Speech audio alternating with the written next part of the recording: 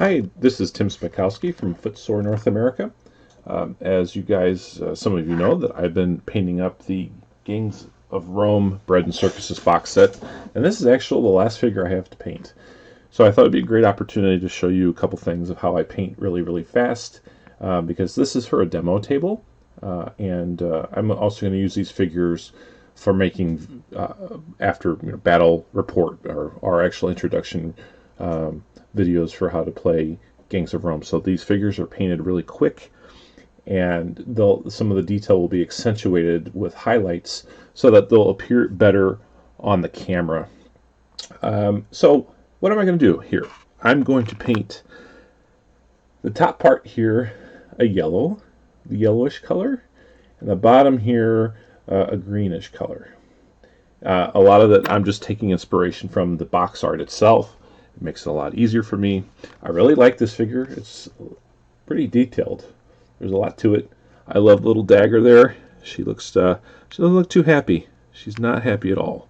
So for this quick section of the video, we're just going to tackle the top and the bottom, and then I will establish the base coat on, and then we will work on the first set of highlights, and then I'll show you other techniques that I use. All these techniques that I'm using, I've learned from James Wapple and watching his videos, and I'm a Patreon at the Army level, I guess Army level fund or pledge, and I learned a lot, so I highly recommend being a Patreon of him or supporting him. Okay, so for the top, I'm going to use these two colors here. This is Green Stuff World Intensity Ink, Hydromile Yellow, and this is the Creature Caster Pro Acrylic Golden Brown. I don't know, I have a feeling of what this is going to look like. I'm hoping that this wash, I'm going to mix these two together and make a wash similar to the contrast paints. And this will help establish the baseline, establish some shadows as well. So as I'm putting this down and mixing the colors for the first time, you will see what it looks like as well. It could be a disaster, or it could come out really nice. So I'm getting one of my trusty T-pins here to unclog paint. Okay, there we go. And then I'm going to use my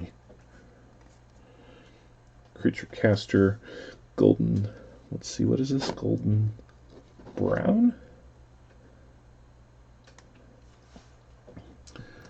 I'm going to add a drop of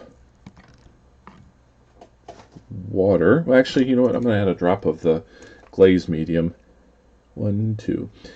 And do some mixing and see what this looks like. Hopefully you guys can see this on the palette cam. Yeah, that's what I wanted. Just like that color. Not too dark. Nothing that would overtake the yellow. I am going to add just one more drop, though, of the Green Stuff World Intensity Ink. Get just a shade lower. Okay. Yeah. I like that. Looks nice. It definitely tones it down. I'm going to add one more drop of the Glaze Medium real quick. I prefer to paint using thinner coats first. Yeah, that looks like it'll work really well. Get some of that off my brush. Okay. Here we go. Apply this really quick. Because it's thin, it allows the pre-shading work that's been done prior to show up a lot quicker and saves me time.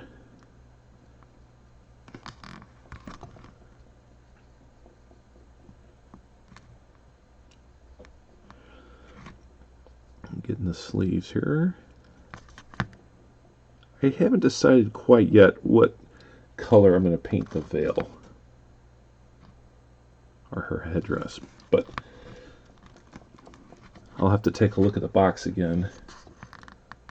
Make sure that this is the camera for you.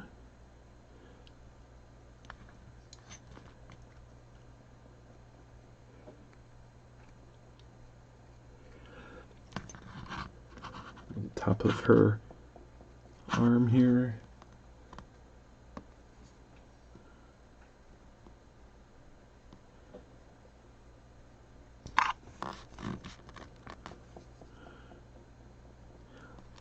I could have probably diluted this even more.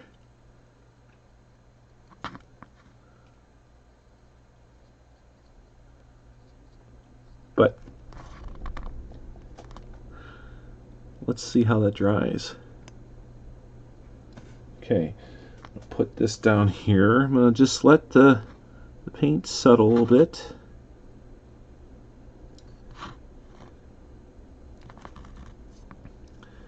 Okay, pretty quick. Okay, I'm going to move on to the color for her dress. And the colors that I'm going to use for that: Green Stuff World Verdigris Green Intensity Ink, along with Creature Caster Pro Acrylic Jade. I'm thinking that the Verdigris Green isn't going to darken it too much, darken the jade too much, but we'll see. I don't know. I have never mixed the colors yet. Okay, yeah, that's going to work out well. And then let's trusty Glaze Medium. Okay, I put 3 drops in there. Mix that up. And I really don't know sometimes, you know, depending upon the color, if I need to add more of the darker color to achieve the look that I'm wanting. And I do, apparently. So, add 1 more drop.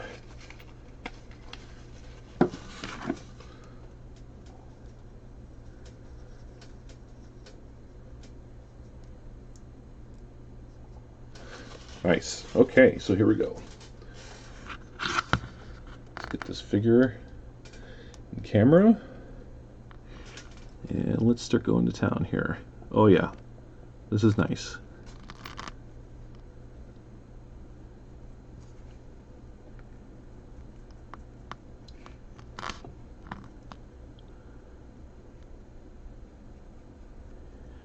The paint just flows nice and evenly.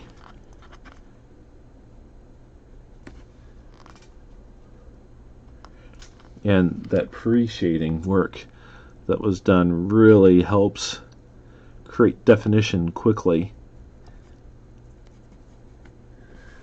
It saves a lot of time.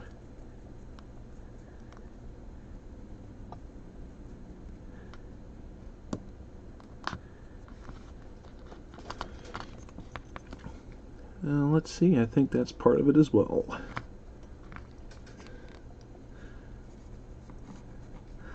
You know what? I think I could have gone even thinner, but we'll see.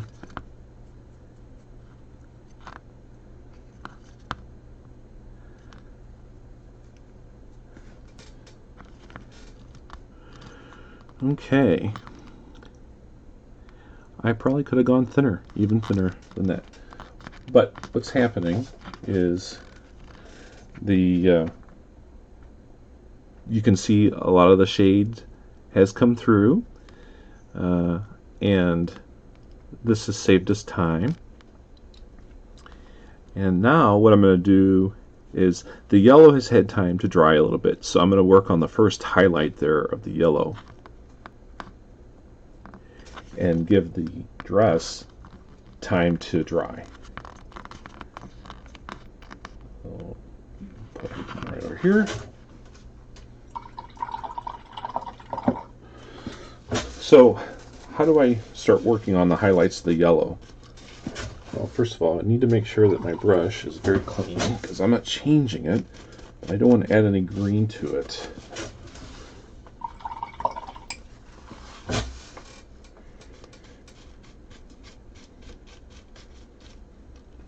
Okay, so what I'm going to do is to add more yellow, I'm going to go back to the acrylic golden brown.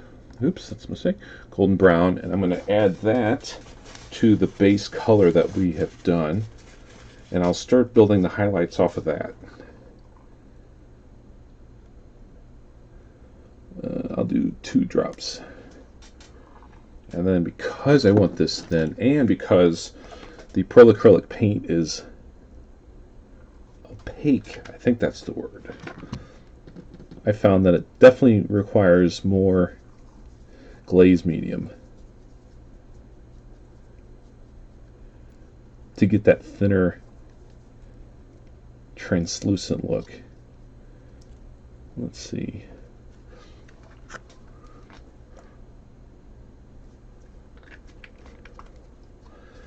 I added a drop of water to it. Okay. There's a lot of paint on this brush. So what I'm going to do here, I'm going to start working really quick on the areas where the light would be hitting the most.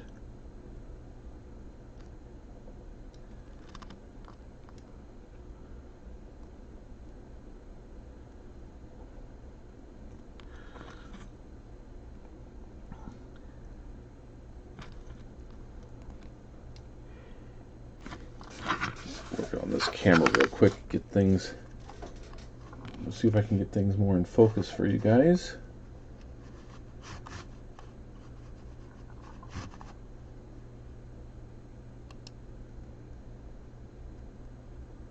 It's always a trick. Always a trick with these cameras.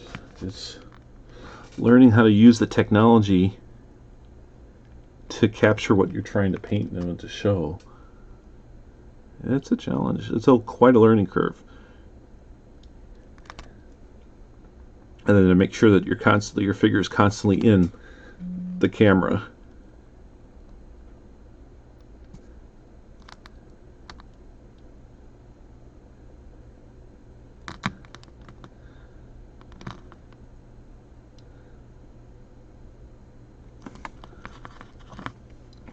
Okay, get the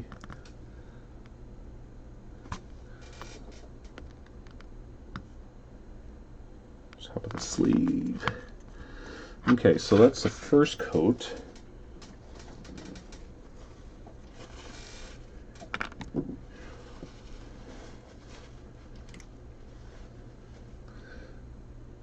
Going to add another drop or 2 because now I'm trying to even go lighter. And sometimes it may not be that light right away. So then I'll show you what I do to get around that.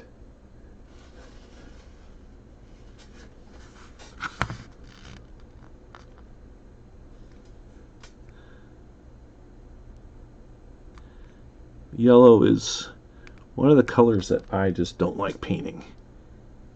Historically, it's been a pain for me. I remember back in the day, the paint company Polacks made a good yellow.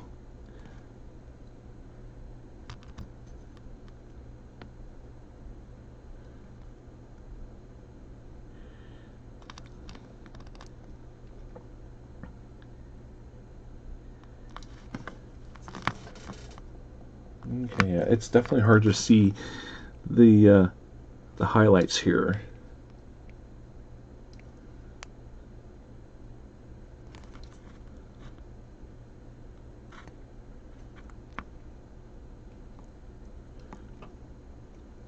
Okay, so that tells me I need to just transition straight to the color.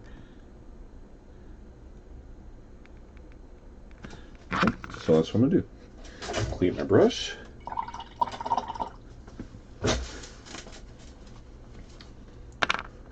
And I'm just going to go straight to the color. I'll do it right here. Oh, you know what? Do it right here.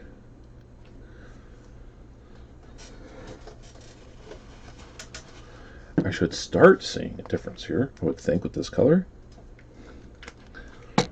It being thin layers, may take a bit.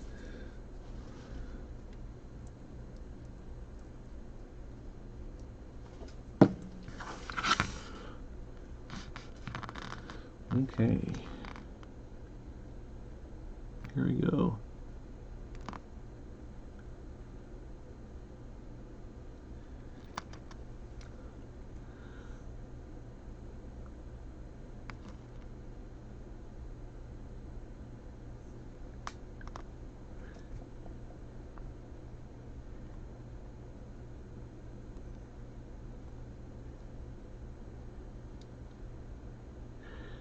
Getting the folds here.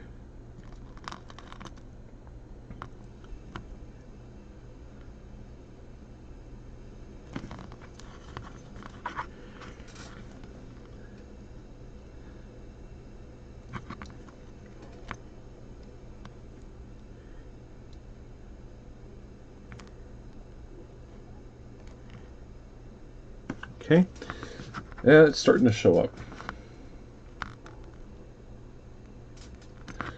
So I will start now introducing some creams to this. And I don't know, let's see, would I use golden yellow? How does that look here? Golden yellow? Nope. Going to use, looks like I'm going to start using bright ivory. The Creature Caster Bright Ivory, and I'll get that out here real quick to show you. Bright Ivory. Put a drop right there.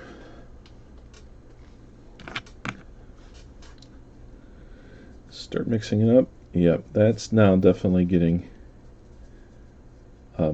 a brighter color.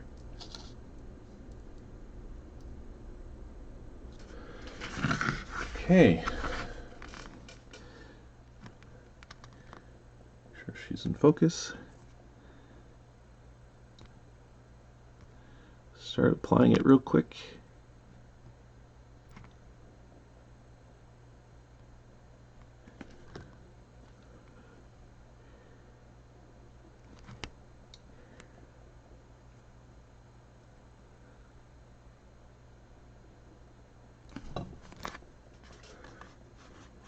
Sorry, I'm trying to get things in focus here.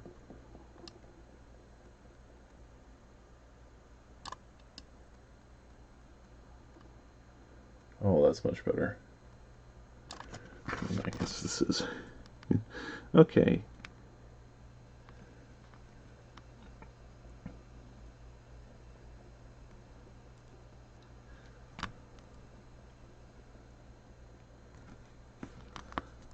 Yep, we're starting to build up definitely the highlights here.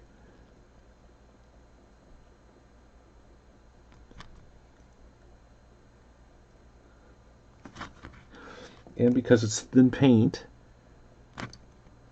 we can do this nice thin layers.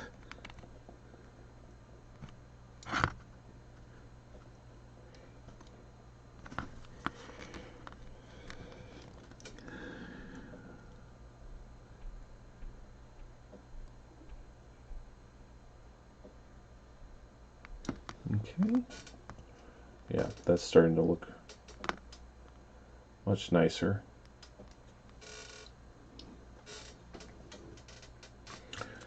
And I will add, I'll go again here.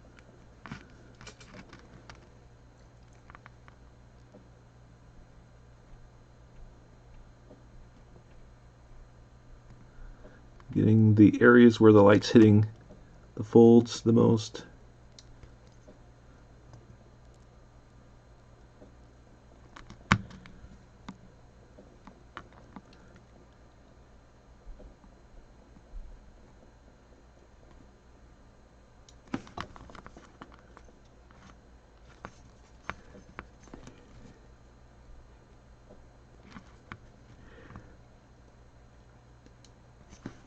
Not worried about the middle tones at all yet. Just trying to establish some base highlights, base color, and then the base highlights. Yep. Okay, I adjusted the camera so I can paint easier, and hopefully you guys can see the color differentiation better. This is what she's looking like so far. I'm still working on the initial highlights here.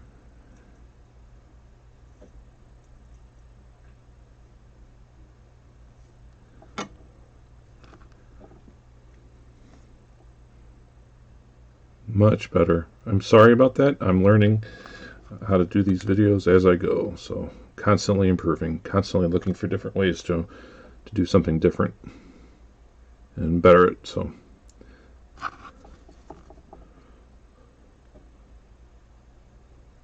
okay, I'm going to add some more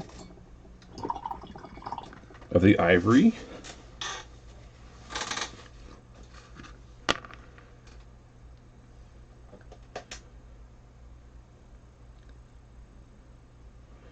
Man, you have to be really careful how much ivory you add to this because you can change color really quick. And which is good, I guess, because you can always tone it down with glazes if you needed to. Okay, so here we go. A finger test here. How does that look? Quite a difference. Quite a difference. Okay, so here we go.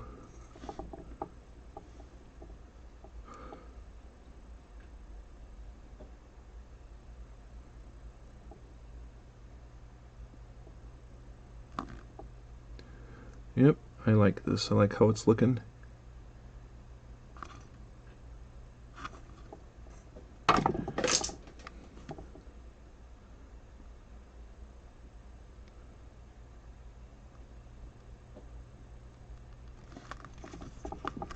Still on camera. Sweet.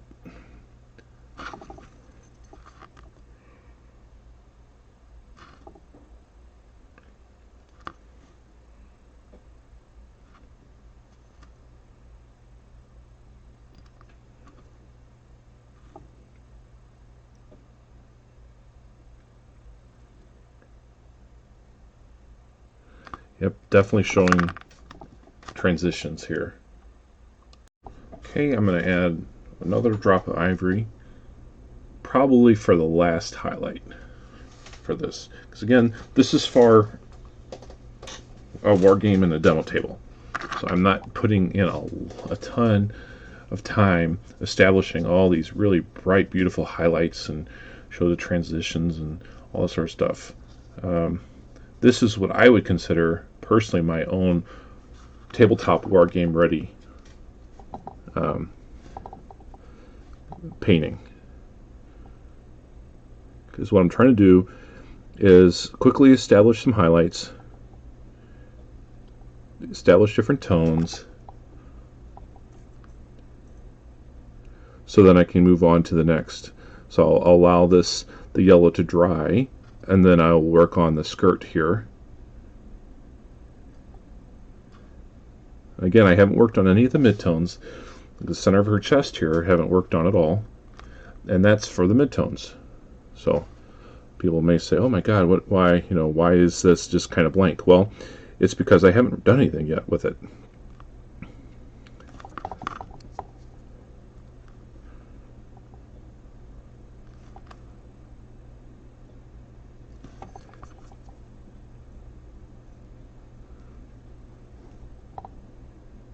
Okay, very happy with how this looks. And if I want to show some texture, I will just kind of stipple a little bit on this with the side of the brush, just stippling, just to show some sort of texture.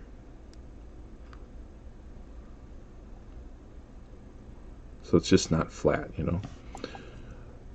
Okay, very happy with the yellow. I am now going to move on to the skirt. Okay, we're now going to start working on the skirt itself, and we started with a jade color and then a nice green, darker green for a mix to create a base color first, and to allow some of our pre-shading to come through. And you can, hopefully you can see that there is shading here, and that's all done from the airbrushed pre-shading. So I'm going to start establishing highlights. That's what this is about. What I'm going to do is I'm going to add a drop of jade to the first color, and add 2 drops of the Glaze Medium. There we go. Mix this up. Get this out of the way here. Okay. So definitely establishing a brighter, a lighter color.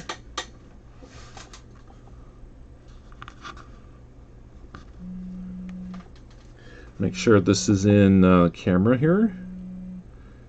And I'll just start going down here, the highlights.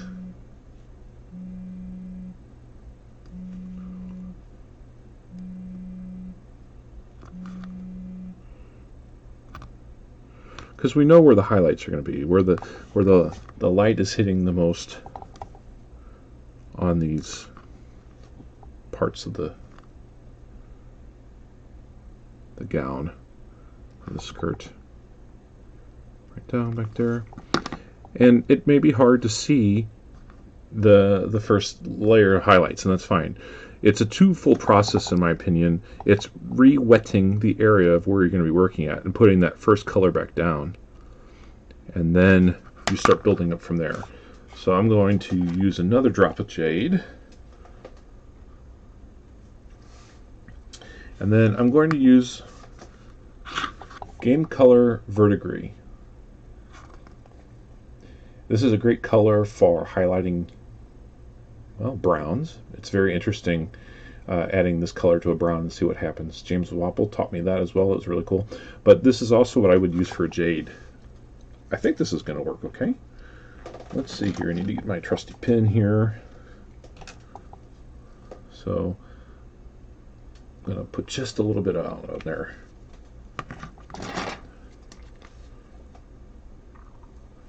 Add some highlights, or I'm sorry, add some Glaze Medium, mix it about. And what's great that this paint is still wet. If it's too white or light, I just go back into the main color here, just to kind of tone it down.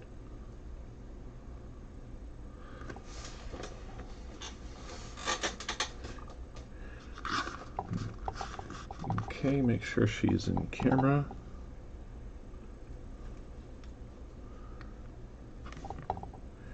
Straighten up my brush, and here we go. We'll just start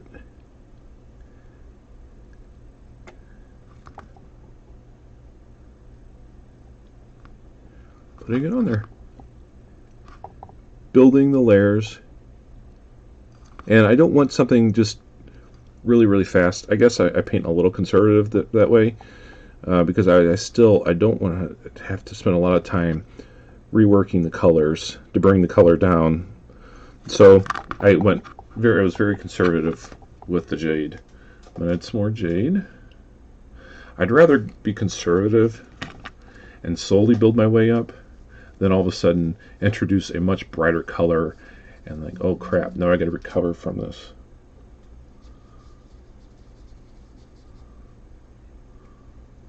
How do I recover? You know, and sometimes I've had to restart all over again because it's been too much of a drastic. Okay, let's see, what does this look like? There we go. Yep, hopefully this is showing up. You can see the transition.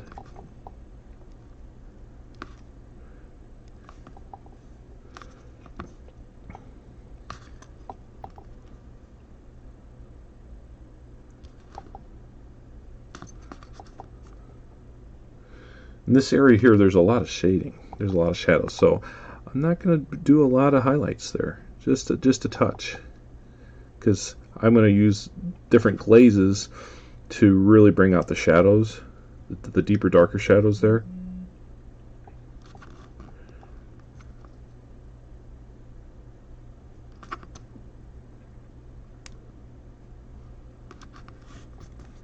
Good. Really good. Okay, you know what? I have some verdigris in here. I don't know, I may have to add some more. This is not dry brushing. There's a lot of paint on this brush, as you can see.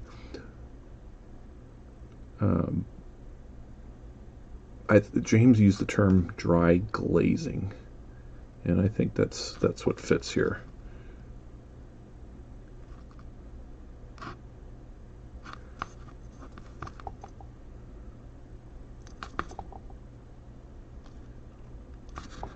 I need to start speeding this up. Okay, good. We're starting to build up layers of transitions of highlights here. Adding some more verdigris.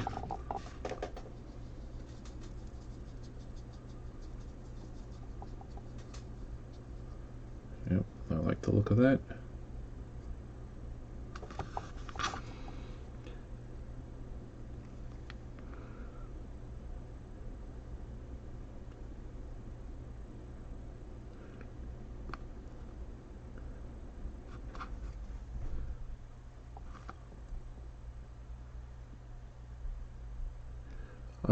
I changed from the magnifier lens that I was using to this new eyeglass set that I saw Chris Long from Walkabout Games purchased and showed a picture online.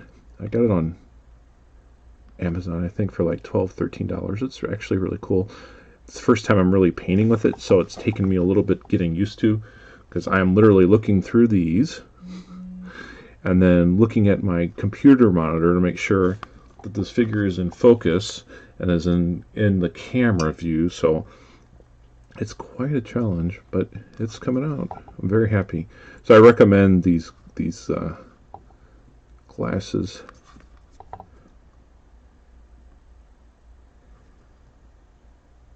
I also recommend, the younger you are, just if you're going to be painting, just use magnifiers. It will help prolong your distant or your near vision. So when you hit 40, it will not be much of a drastic change. When I was younger, I used to laugh at all the older guys who was using magnifiers when they're painting. Like, God, you guys are old. Well, I'm that age now, and it will happen to you.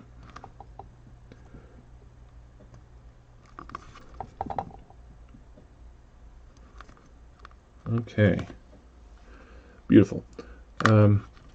Let's see here. I'm going to add, I want to add just a touch of white here, but a cream. I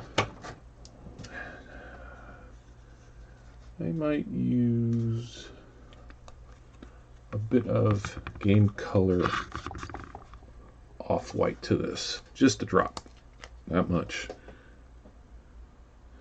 And then what I'll do is definitely add some more Glaze Medium to this.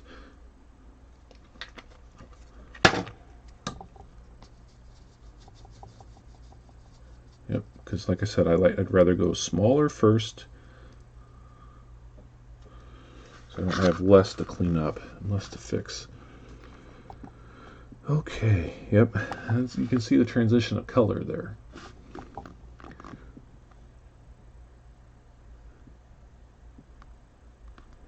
Yep, awesome.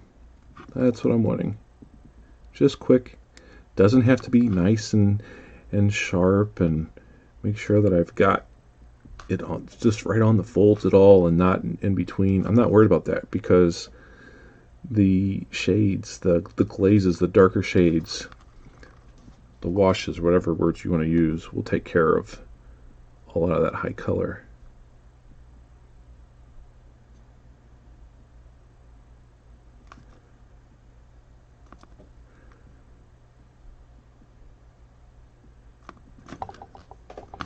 Great. Hope you can see that.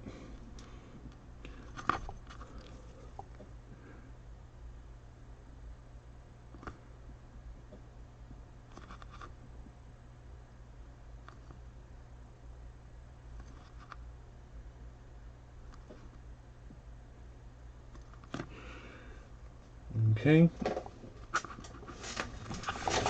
Then I add another drop of that off-white for the final highlight for this. That's a lot. So I may have really gone to an extreme here. And a lot of times if I add too much, that's when I'll add even more water or glaze medium just to try to thin it out as best as I can. But that color, that might be what I needed. Yep. Okay, here we go.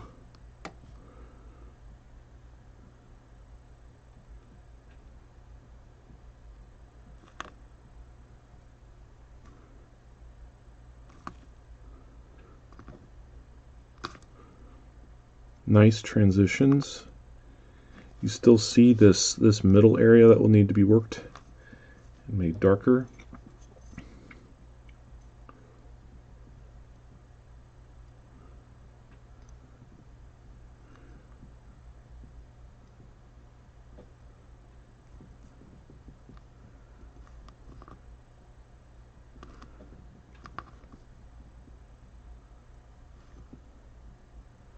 Great.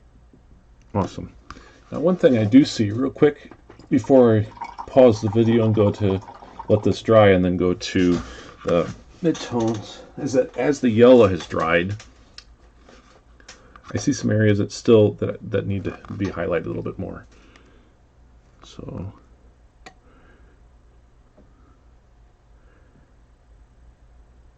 just going to quickly go over it.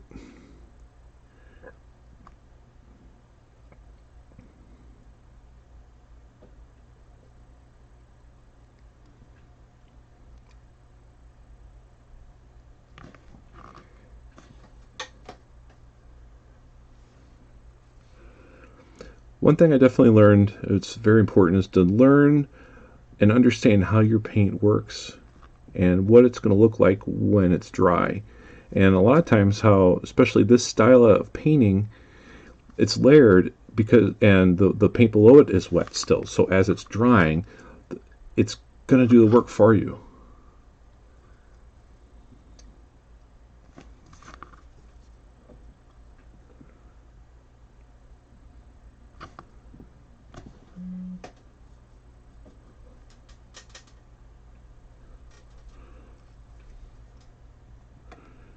Make sure that's in. I like accentuating the edges, such as this. I just like seeing, the light hit that and really bring that out.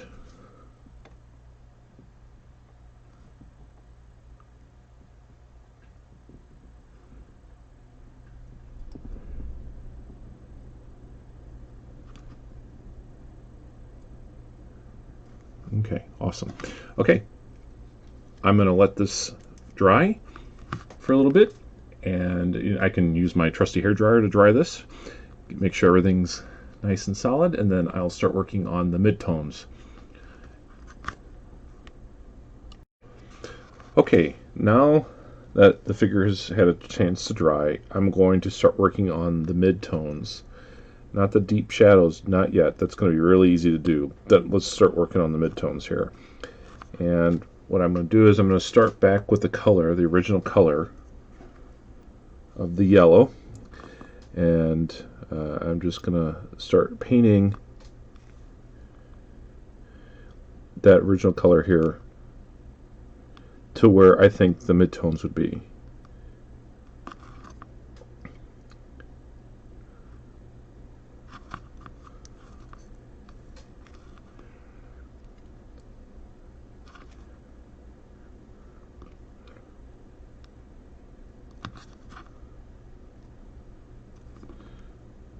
Okay. So what it does is it slowly starts tying things together a little bit.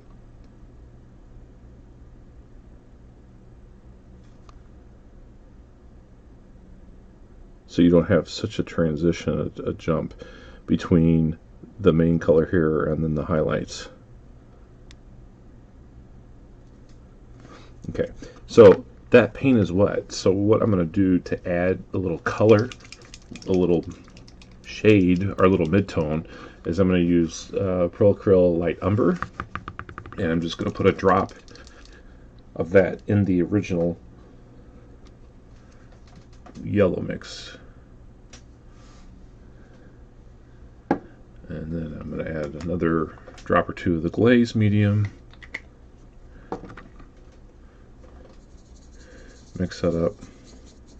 So you can see, hopefully you can see, there's a bit of a, it is browner.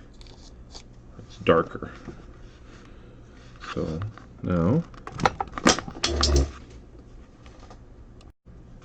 we're going to take that brown color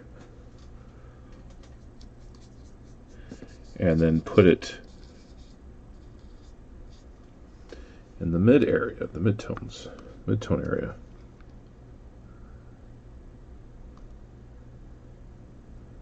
Creating some definition, creating some shadow. Not real deep. And again, I'd rather be more conservative with it than too dark.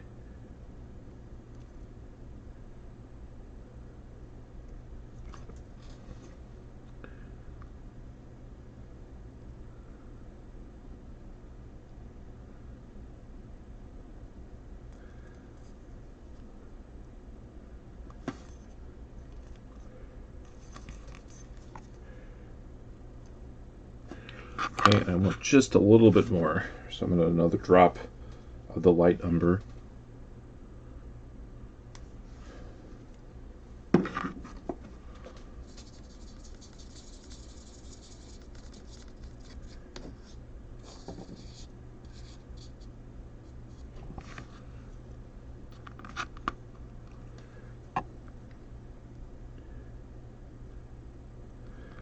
And go back into the area.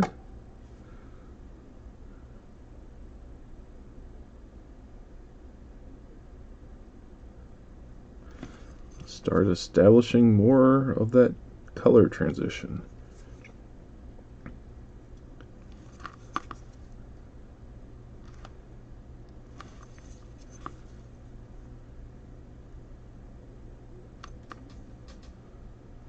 And if I see that I made a mistake or whatever, all that original paint's still wet. So I can go back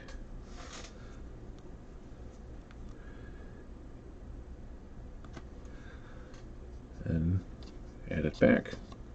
That's what I love about a wet palette, is that you have that ability to fix any mistakes that you may have made. Happy accidents.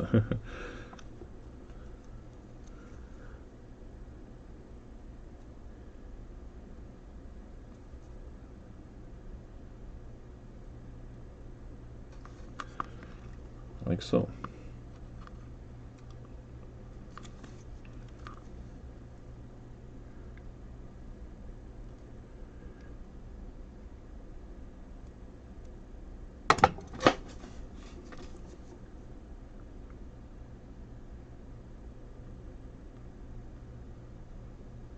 Just going over the edge there.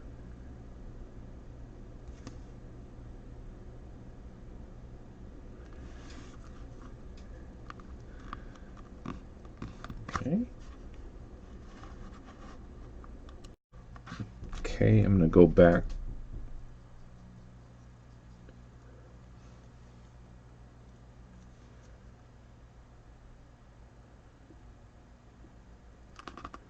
to more of with that browner color.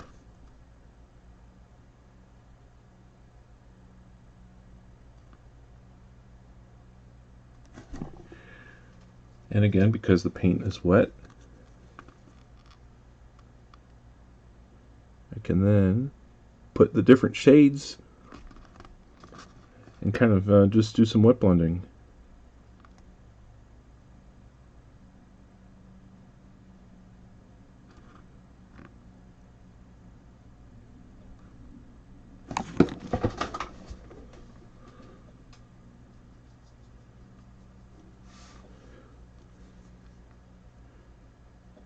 Add some more highlights there.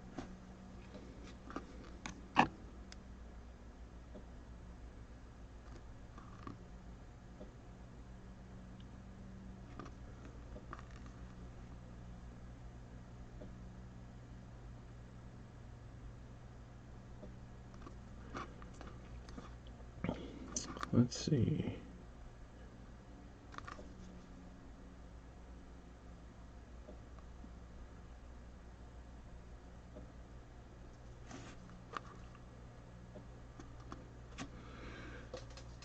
Sometimes this happens. The mid-tone can sometimes overtake your highlights, so then you just go back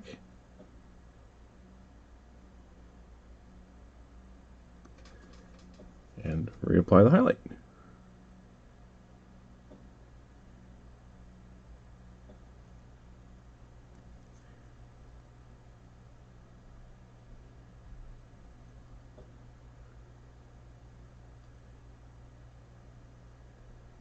Yeah, at this stage the paint is very wet, so you can still do blending and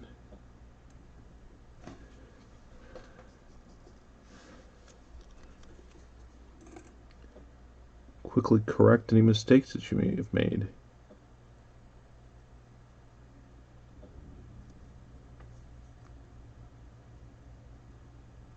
I think midtones for me is one of the hardest to get done right. To establish that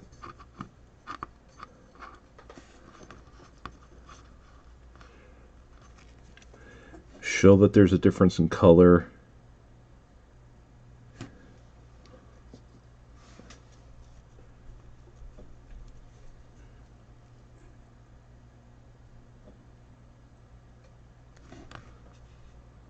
So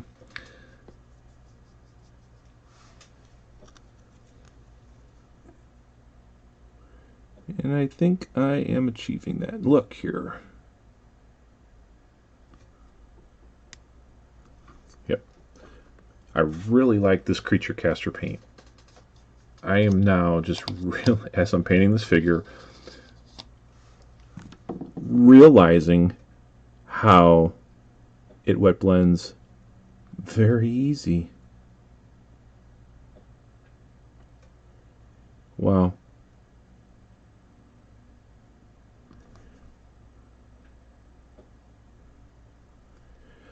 I'm putting a lot more time in this figure than I wanted to,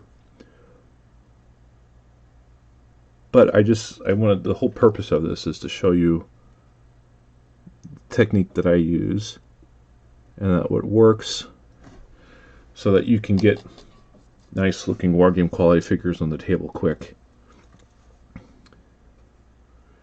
But a lot of times when I'm doing something on camera, it is the first time I'm doing it. So I'm literally learning as I'm doing this. So don't ever be afraid to learn. Don't ever be afraid to mess up. The wet palette affords you that time to go back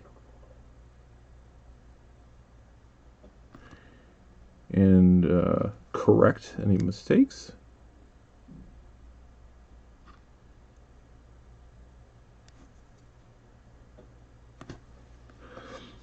It's really sharpening up this chest, the front part of her shirt.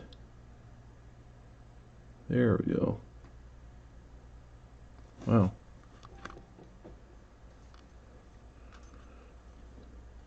I see some areas where I can spend the time and improve more of the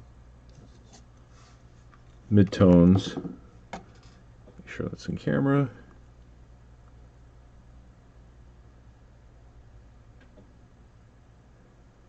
Oh.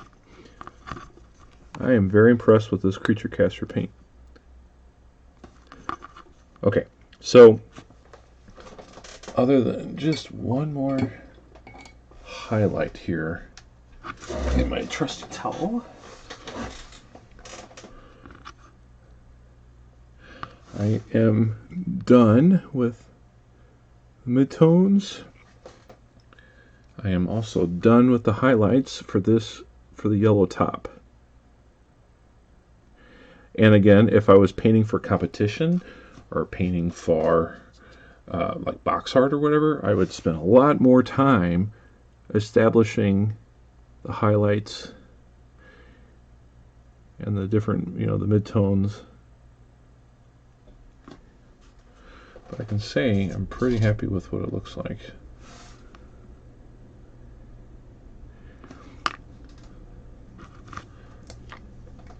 For my own sanity here, I'm adding a drop of the off-white to the highlight part here of the yellow. Just call it yellow.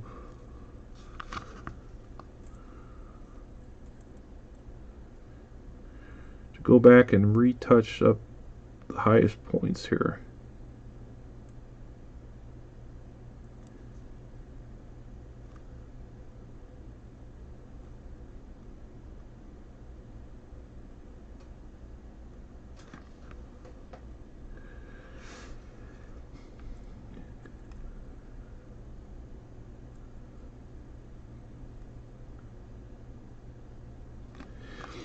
Because I'm going to be using, I'm just reminding myself, because I'm going to be using some brown washes to do some shades, I need to go a little bit lighter so that when the brown wash goes over this area, I still have some highlights. So I do need to go a little bit lighter. There we go. Hopefully that's on camera.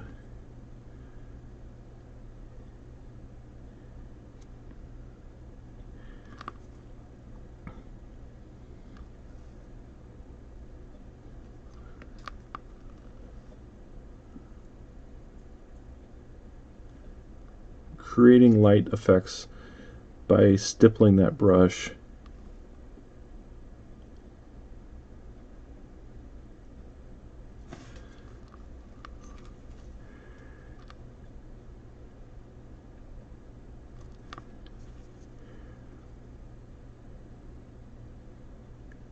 Okay. Now I have to force myself to stop because now my analness is kicking in. So, okay, here she is there. And now I'm going to move on to her skirt. Okay, now I'm going to start doing the midtones of the skirt here. And what I've done is I've just got some more of the jade. And I've got it diluted. And now what I'm doing is going to be adding it to what I consider the mid areas of where the light is not hitting all the way, but it's not the deepest part, it's not the deepest recess. So I'm adding the wet color here so it gives me a platform to do some wet blending. Okay, quite a difference in color.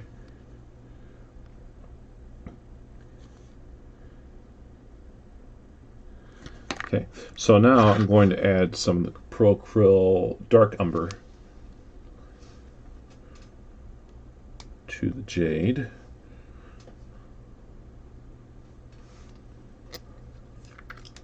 Ah, thought I opened it.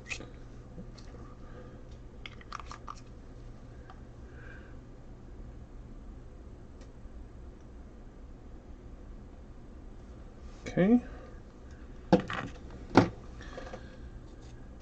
Mix that up.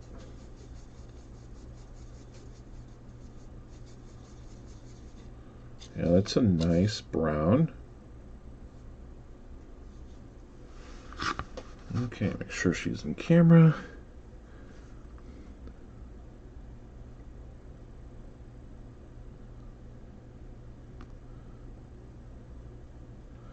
And just applying this back to where I would see is the mid-tone areas. And again, because the paint is wet still on the wet palette, I can go back and use some of that original paint and do some wet blending.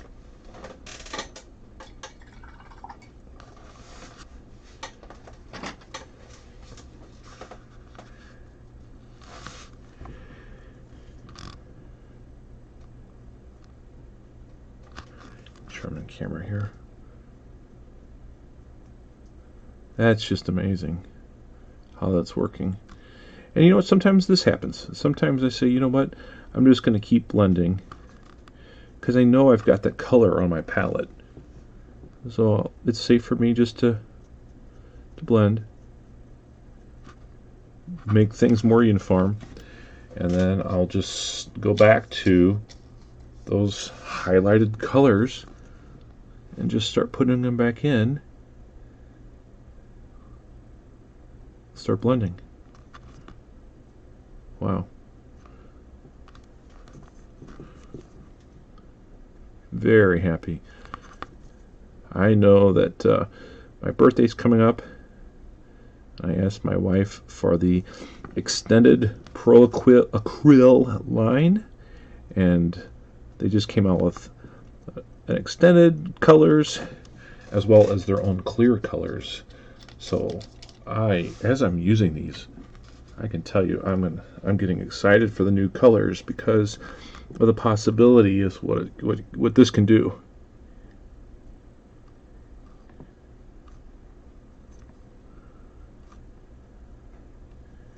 I mean, it's the wet blending. It just makes it so easy. It's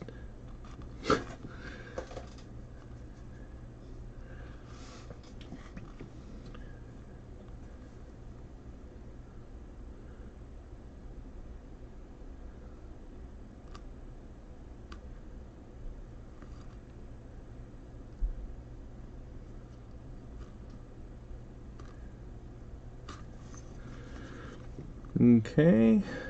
So starting to create tones now. I go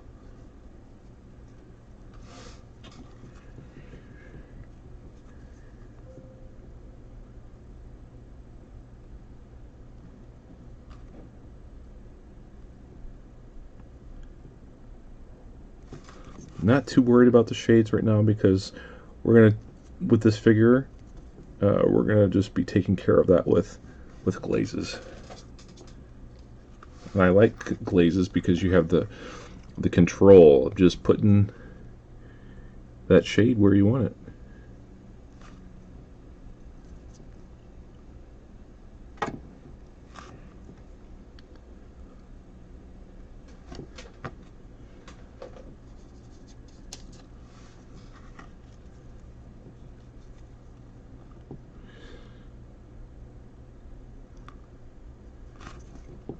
Some of that dark umber has moved on the palette and has created shadow colors. So I'm going to take advantage of that right now and then just start working the shadows in as this paint is wet.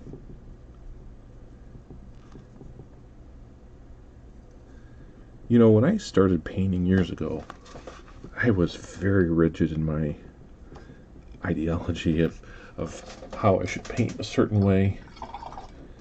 Things got to be this way, things got to be dry before I can go to the next. If something happens, is it cataclysmic? Is it, you know, like, my God, I would have freaked out if this was a couple years ago, even maybe 5 years ago. If what just happened, it would have freaked me out because of the color change. But now I'm like, okay, well, let's take this and use it to our advantage. because of the wet palette. Let's just use it to our advantage. And just start adding the highlights. Start adding the shades as everything's wet.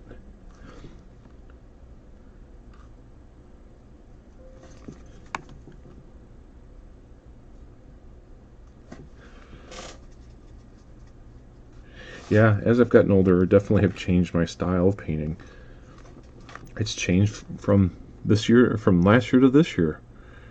And my confidence in my tools and my confidence in my ability based on the experience of messing things up. I know what I need to do to quickly correct something instead of getting pissed off and throwing the brush down and quitting for the day. Just go, okay, now I have a new opportunity, and I can either stop or take the opportunity as everything is wet and just start introducing new color.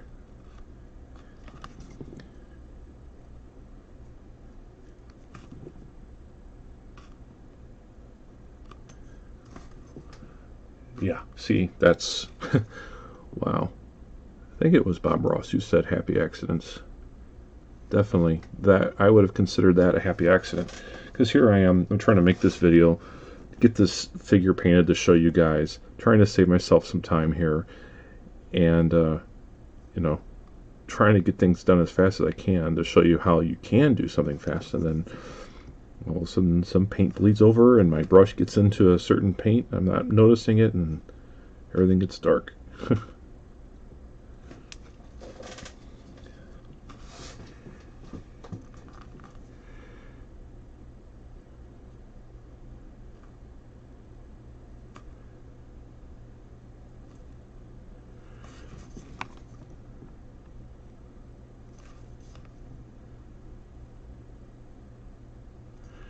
Yeah, definitely happy with how this is turning out.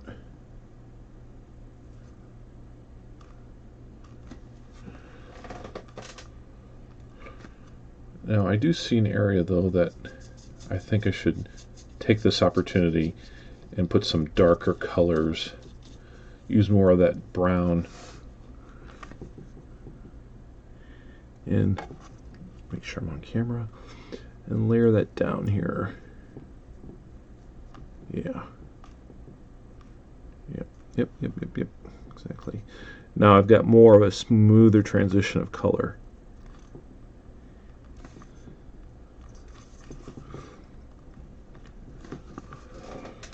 Clean off my trusty 10-cent craft brush, and I will use my Winsor Newton brushes. I have them, but for this work, save your brushes. Save your more expensive brushes for fine detail work.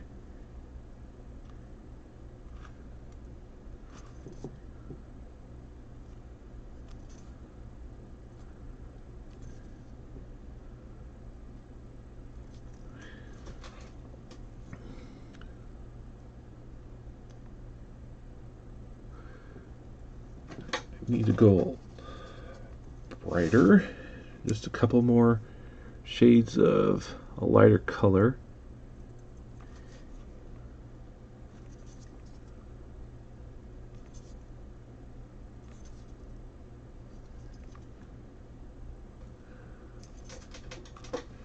So I need to put that down, and I'm gonna grab a nice white color that I use. I know people might say, oh my god, you're using white. Well, for the style that I use, the style of painting that I use, sometimes I have to, and that's okay. Because I'm trying to achieve a look as well as save time. And because I'm going to use browns or dark blues for shading, it's going to tone down a lot of the highlight. So if the highlight doesn't start nice and, let's say, just bright, then I'm going to lose it.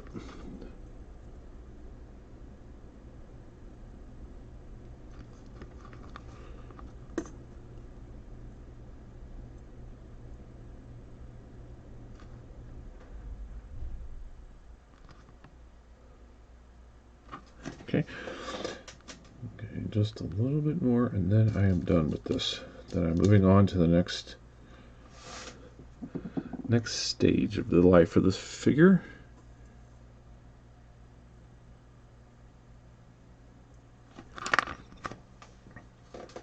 Just a little more.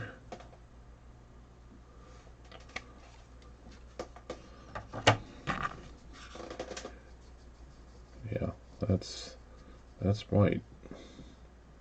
Woo.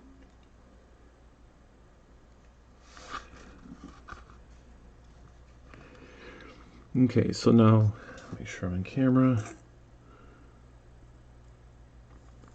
Now I'm going just a tad slower. Just making illusions of light hitting the cloth.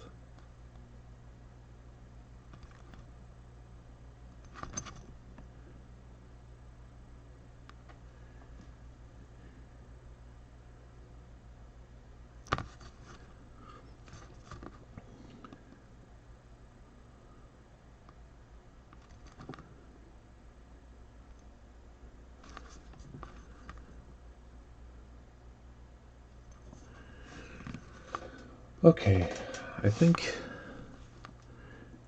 I'm done.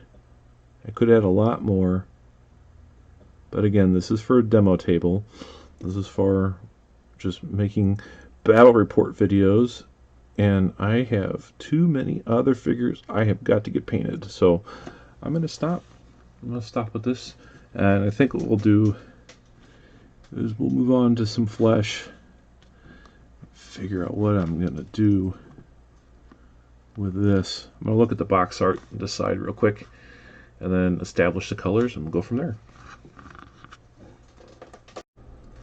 Okay, well, I found the color that I'm going to use, and it's going to be based on a Creature Caster Burnt Red Magenta color, and then I'm going to make a wash with the Crimson Magenta. Now this makes me a little bit nervous because the red is close to the quote yellow shirt, so I'm going to do my best to keep a lot of control so that I don't waste a lot of my time of what I've just done. So back to the palette cam here.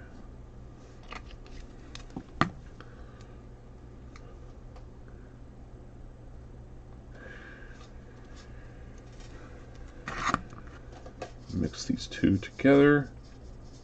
Very nice, pretty. Wow, it's a nice color. Maybe another drop of that, and then a drop of the Glaze Medium.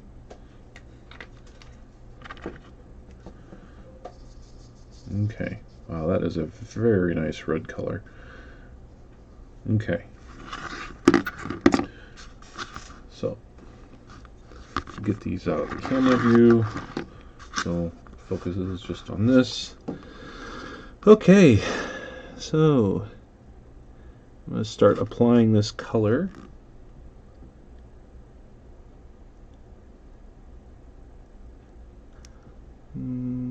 Trying not to bleed into the jade color that we've used, that we have started.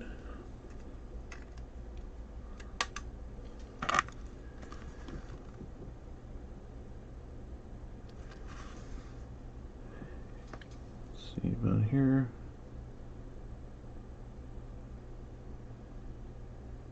This area, I don't mind if it bleeds in because of the shadow area.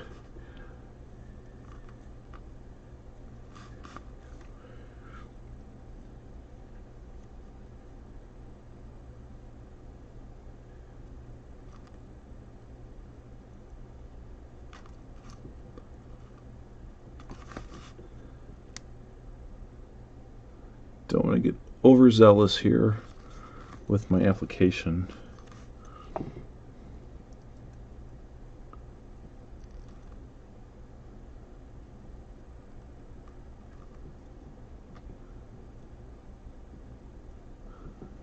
Make sure I'm on camera. I apologize if I keep going out of camera. I don't mean to do that.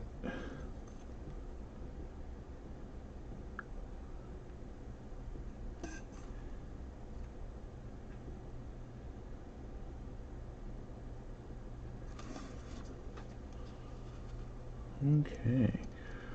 Very happy with how this looks.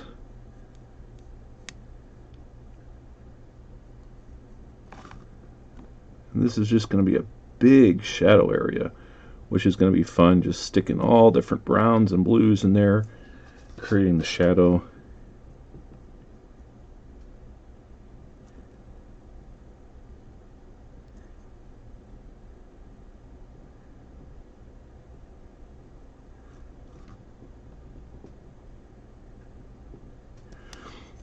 Make sure I'm not missing anything here.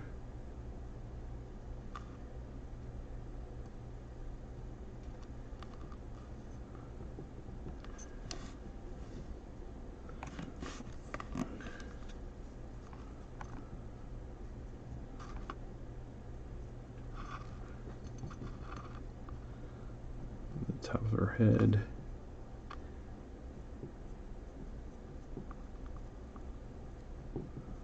Okay, awesome. So we've established that.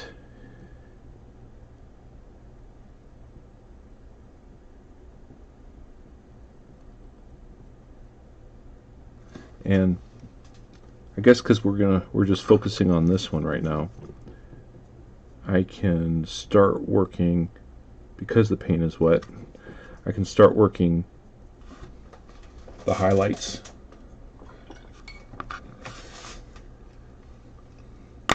So what I'm going to do is I'm going to take another drop of the burnt red and establish that off to the side a little bit from our main color.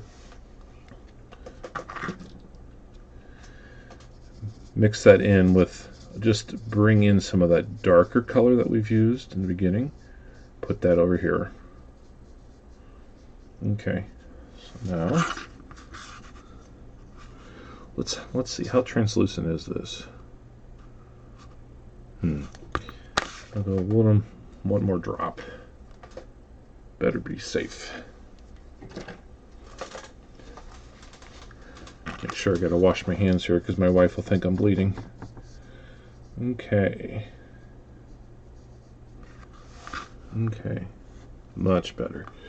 Okay, so I'm just going to start hitting the highlights here. The high areas, the high points where the light is going to be hitting.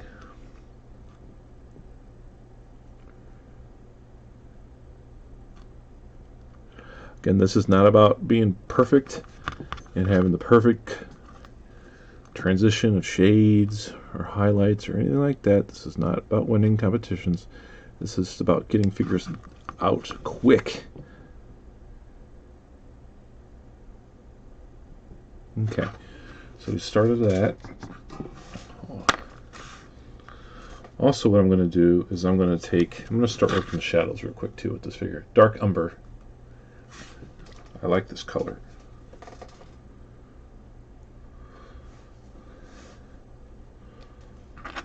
Add that to the palette. See what happens here. Yeah, nice. Nice, nice, nice, nice. Not as dark as I want it to be. It doesn't have to be for this. But we're just going to be putting color in as everything's wet in those areas where there's a lot of shade. It's not our deepest shades. This is the midtones. I should have followed my instinct first, adding another drop of the dark umber. Got a nice reddish brown here. All this paint's wet, so it gives me the opportunity to just stick it right in there and just start blending real quick.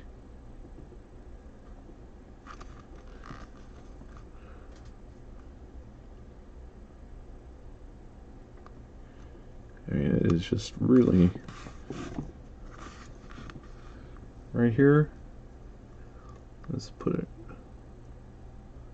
right in there. You notice there's some shades here, shadow areas here. Okay.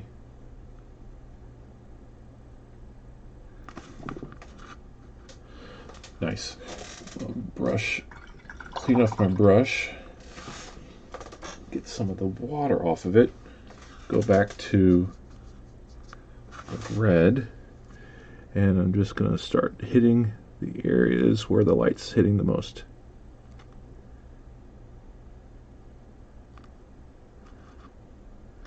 Reestablish that color. We've got some changes in tone.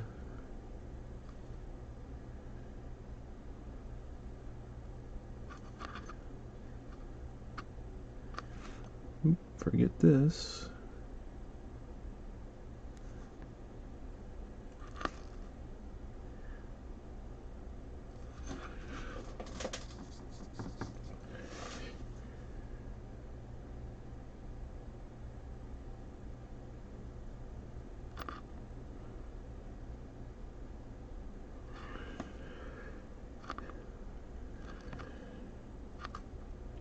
Okay, now I'm going to start adding a highlight real quick. I'm not going for the really bright highlights, and what I'm using is Magenta by Creature Caster.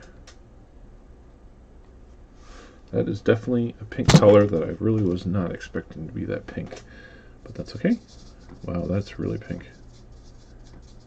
That's a little too pink for me. So what is that? When that happens, what do? I add another color, another drop of the main color to kind of correct that, so I don't have such a jump,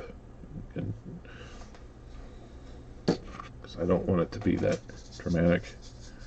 That's good for me to remember now. See, now I know what that color will do right away. Okay, good. Okay. Okay, so I'm just gonna... Okay, the light is coming down here, so we're just gonna go down here.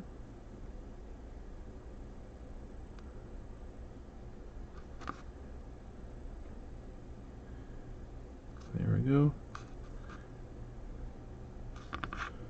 Very easy. Here.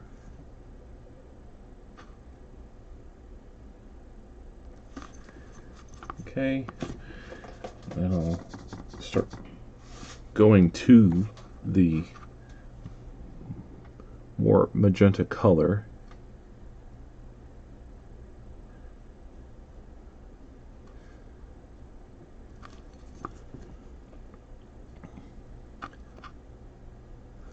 And I'm using the brush now, more of a filbert brush style. It's flatter, and I'm able to hit more areas at once, so it's less brush strokes. Okay.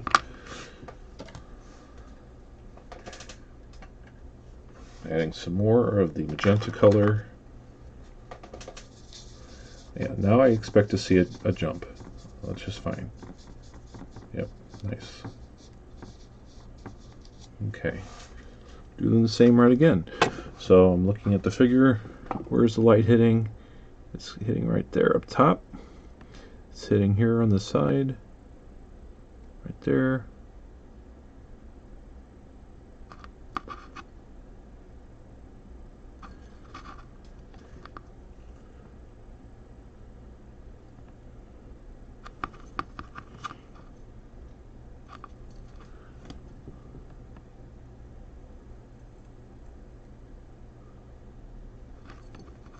Yeah, I remember when I was younger, painting cloaks or, fabric like this intimidated the heck out of me. I wanted everything to be perfect, and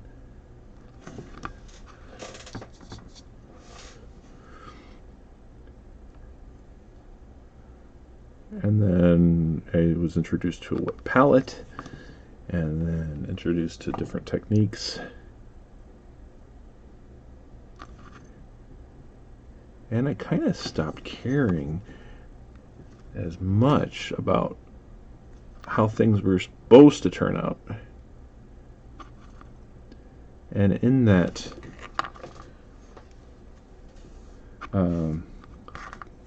detaching or surrendering, it really helped me, in my opinion, become a better painter. Because I wasn't so rigid. Okay, so I see some areas where I'd like to be a little bit darker, so I'm going back to that brown color and just putting it in.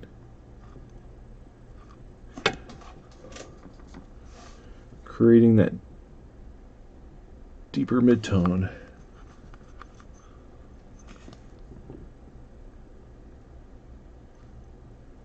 Okay.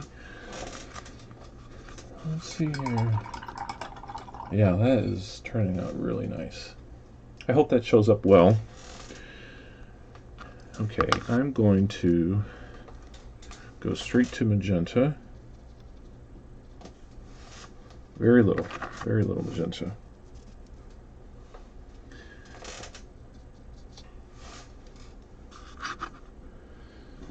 I'm going to flatten this out a little bit. Here we go.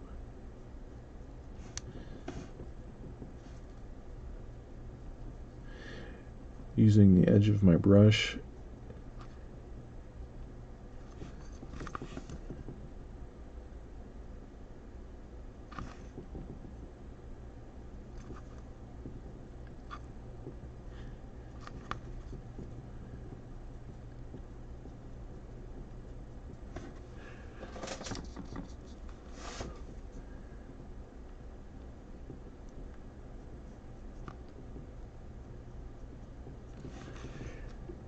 Okay, so I need to jump. I need to jump in. Now, what do I want to do? This is more pink than white, of course. So what would happen? What color should I use here? I might just make things easier for me and just use a bright ivory, that bright ivory color, and just put it right in there. Mix it along. Is that in the... Yep.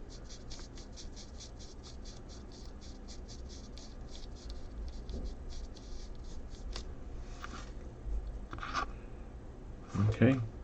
Here we go.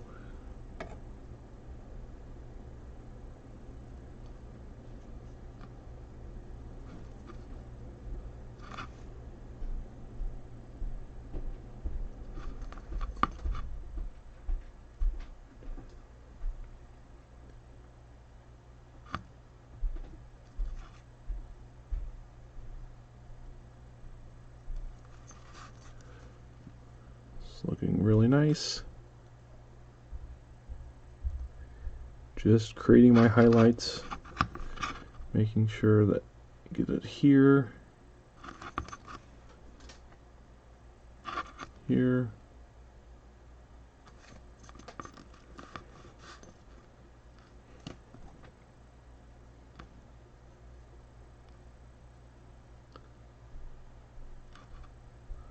okay. Going back to where there's even more white, or ivory, I mean, on the palette, hitting it again. Okay, so what I'm going to do now is I'm going to let this dry.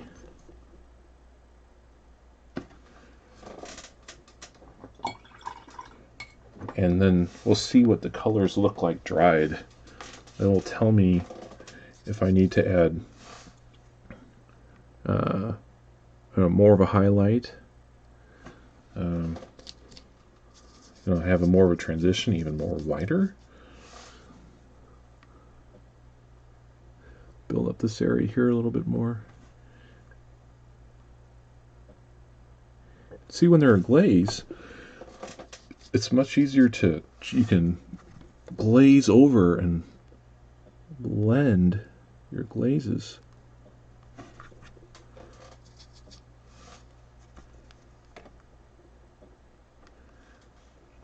See like how this is right now? So that transition.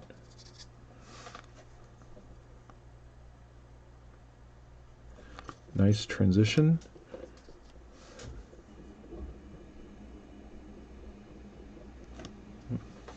Okay, so I'm going to let this dry.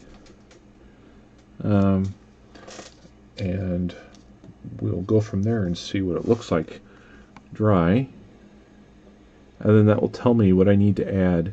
If I need to add some more red, you know, or if I just move on and start painting the flesh, and then knowing that the glazes that will be applied will take care of areas that I may feel needs work on a more definition. And then, you know, so I'll show you how I do the face real quick. That'll be really quick, and that's it. Okay, since we've had some time for this to dry, it's still drying. I'm liking the way it looks so far. I'm going to start painting the flesh.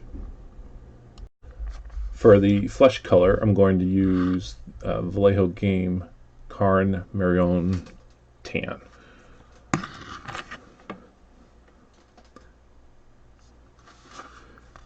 And what I'm going to do is just get it on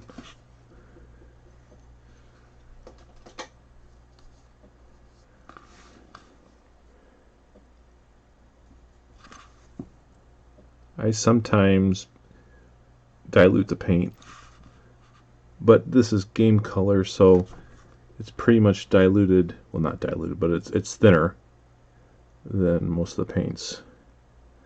I'm not really going to worry about the neck too much because I don't want to take the chance of having to go back and spend the time painting up the yellow. We'll handle the neck with shadows with glazes.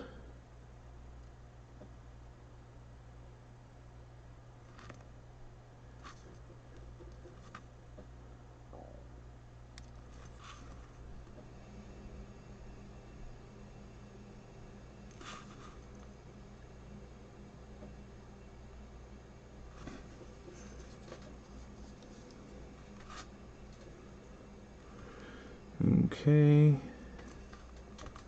getting her hand and her arm here.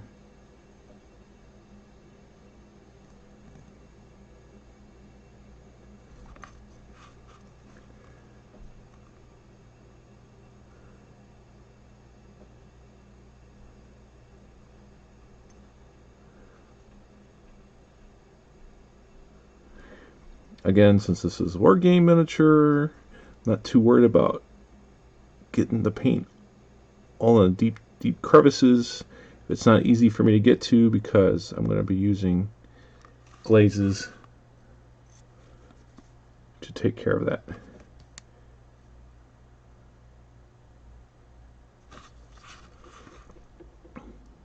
Okay, got that done. So let's see here. What do I have left on this figure to do? So before I go to the next stages to get the flesh done, I've got the hair to do. I've got a belt buckle. Got just a bit of a shoe. I've got metal here. I've got bracelets here. So my thought process is to save time for me, I'm going to paint the hair dark brown first, and then I'll do some gray, touches of grays, highlights. So that same brown I'm going to use for the hair, the belt, and the shoe. And what do I have on my table right now? It's easy, so I guess right now I'm just being lazy. So I'm just going to grab the dark umber.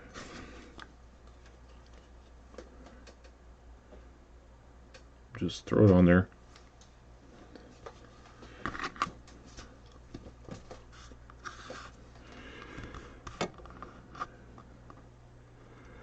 Okay, paint up the hair real quick.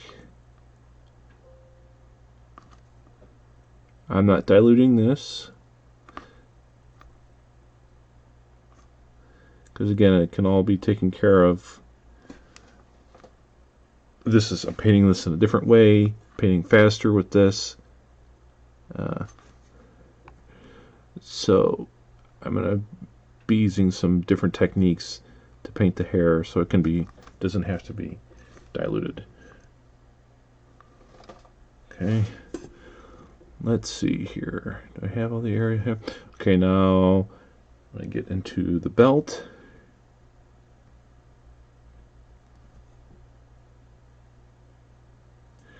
And then just going to put this here for the shoe. Okay. Perfect. Perfect, perfect. I forgot we've got her headpiece here. So for simplicity and speed, I'm just going to use the same color for the headpiece, the necklace here, the belt buckle, the bracers. What is a really good color that I can work on really quick? Okay, I'm going to use the non-metallic Sahara Brown by Skill, color 75.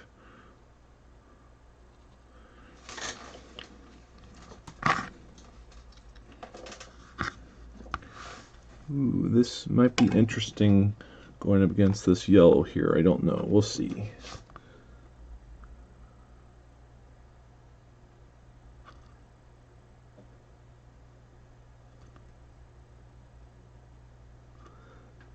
It is a different yellow, which is good. I didn't think about that.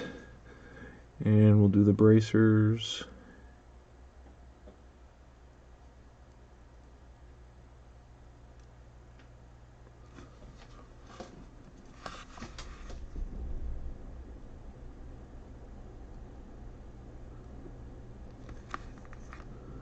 And get around here. Sorry, I'm on the camera. I don't mean to be. I forget.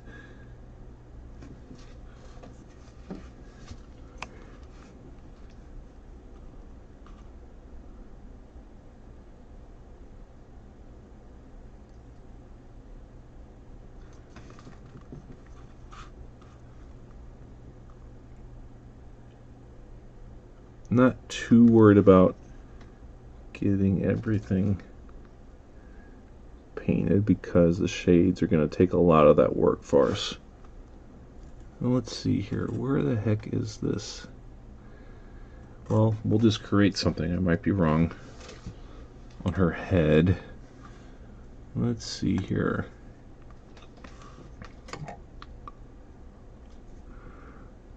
I'm going to go right up here.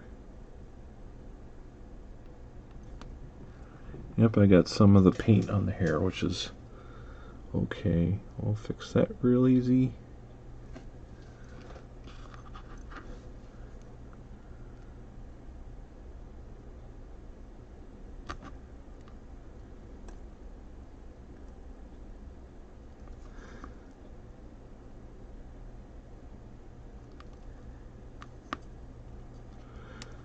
Okay.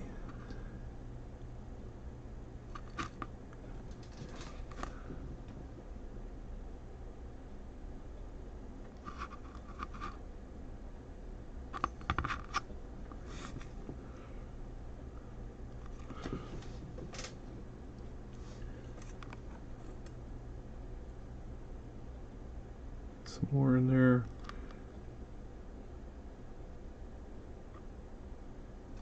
Okay. Oh, we've got that belt buckle here. You know what? I think I'm going to break that yellow up by painting that metal color the same. The same color that I'm going to use to paint the dagger or the knife. I'm going to use to paint up. Let's see. So.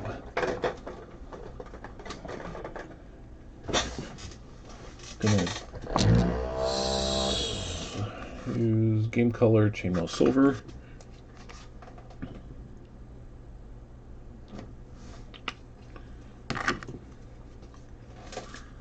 Okay, so let's get into focus here.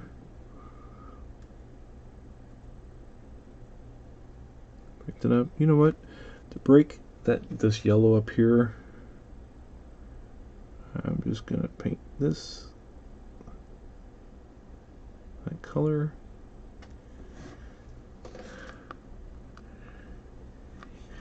Then let's get this dagger.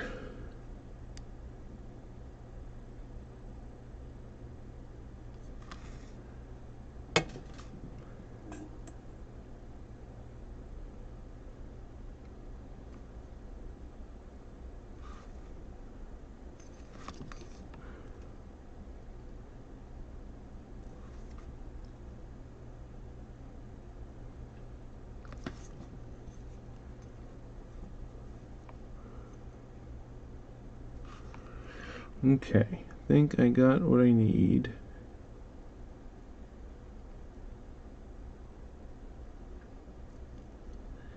And to top it, I'll just add some of that chain up top here.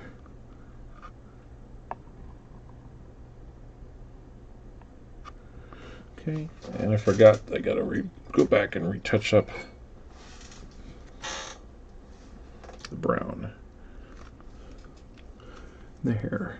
So right there. Easy fix, easy fix.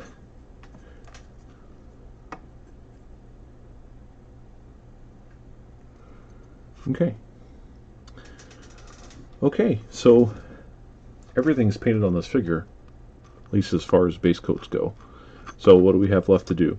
So I'm going to take a brown wash, and we will wash these areas here, the hair, the face, the knife, the necklace, create some shade, and then I'll go into the face and show you how I do faces. Okay, I used the hairdryer real quick and got the area dried up. So what I'm going to do is, one of the colors I really have been using is the Citadel Contrast Skeleton Horde. It's a nice lighter brown color. It's not that dark. It's almost like a sepia. And I'm going to take this right out. I have not diluted it. And I am just going to paint it right on the hair, on the face,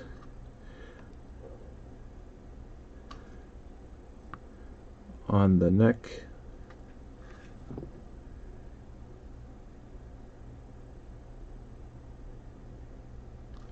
so I'm just immediately creating some sort of quick shade. This saves me time. I'm not too worried about these areas.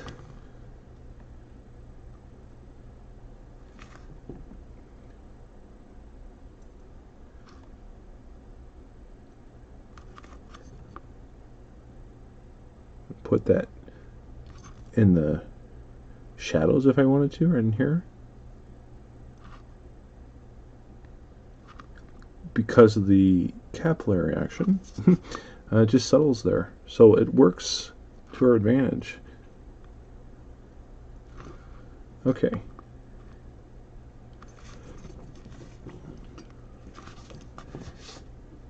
Awesome. Yep, very happy. I really like that contrast skeleton horde. I highly recommend that color.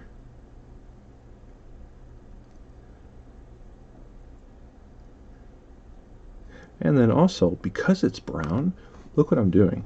See, this is what happens with me. I just start seeing the possibilities, and I literally just start. I'm applying shadows, applying shades right away using that, because it's a nice color mixture. Look at that, right away. How easy that is. Bam. I better stop because I'm going to go down in a direction that I don't want to. But wow. See, when you're very open and free to just experiment, you can see just, what colors do, how they interact with each other, how the different technologies interact with each other.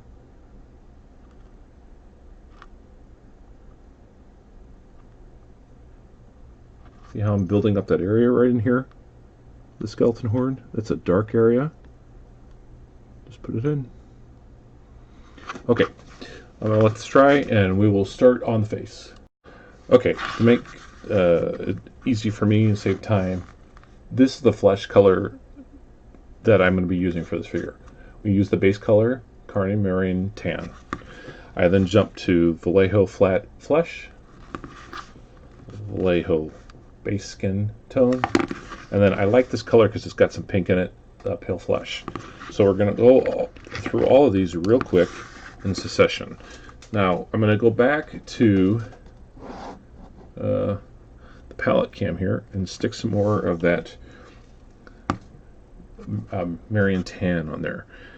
And because we applied a shadow, we need to go back and apply the base color on top of that. So I did that, and I added Glaze Medium. Okay, here we go. Let's see if she's on camera. So what I'm doing now is I'm just going back over the areas with that tan, the highlighted areas of where that tan would be highlighted. So where is that? That's the cheekbones, that's the top of the nose, that's the side of the jaw, that's the ear, forehead. That show up good? Right here. Not even worried about the neck. Getting here on the side of the arm and elbow, hand. Light's hitting this area here.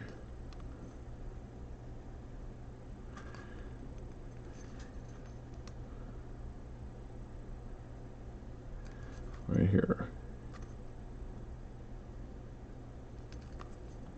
Okay, so I've established my first base of flesh. So I'm starting to work back up. We've got a nice shade here on the sides, and all the paint's wet. Okay, so next color, flat flesh. Shake it up real good. Got a Lab Genius mixer that I use. Okay, I'm going to put a drop of flat flesh there. Going to add a drop of Glaze Medium. Mix it up.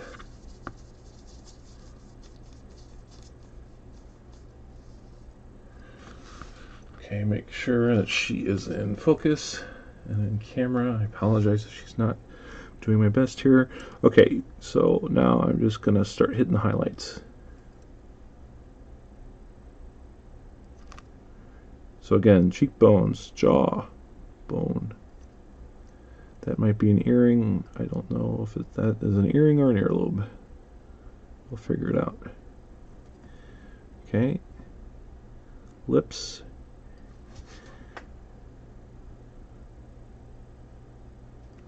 Man, she looks pissed. Okay, elbow. Hand. Hand. Again, these are just highlights, areas where the light would be hitting the most.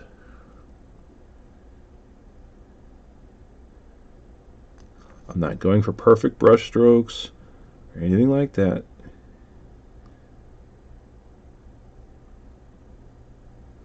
Okay, right there, we established that. Okay, now we're going to jump into the next color, which is basic skin tone. And what we're going to do is we drop a basic skin tone in our same mix. So we're all building off of the same palette, I guess. Add 2 drops of Glaze Medium. Mix it up. Definitely getting lighter here. Okay, nice straight. Okay, here we go.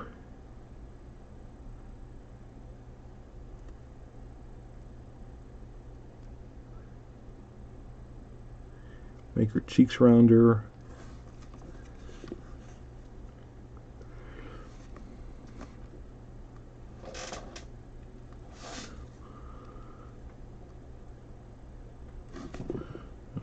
Make the point more on this brush here.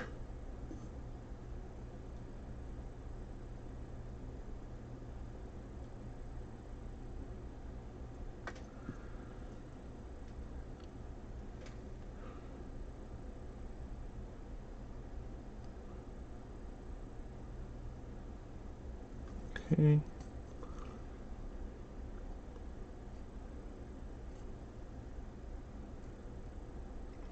Again, so I'm just taking the areas where the light's going to be hitting the most and applying that.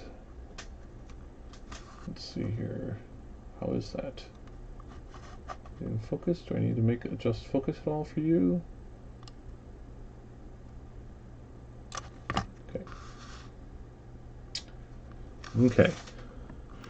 So now I'm going to start slowing down just a little bit. And I'm going to start creating definition.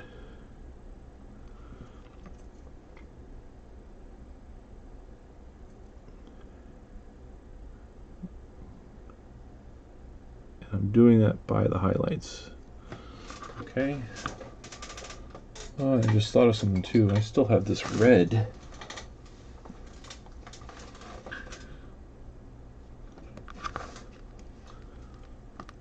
For lipstick.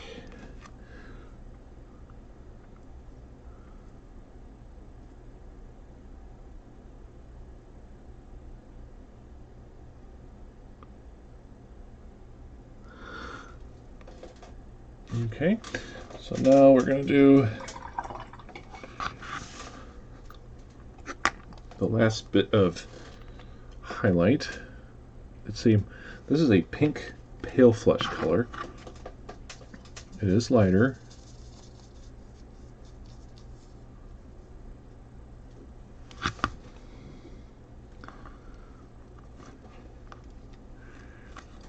Make sure it is in.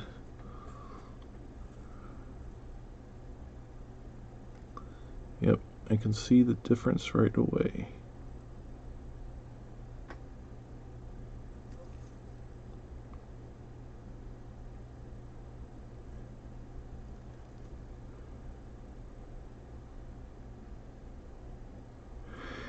So I'm just taking that and just painting it against the highlights, the areas again, the cheekbones.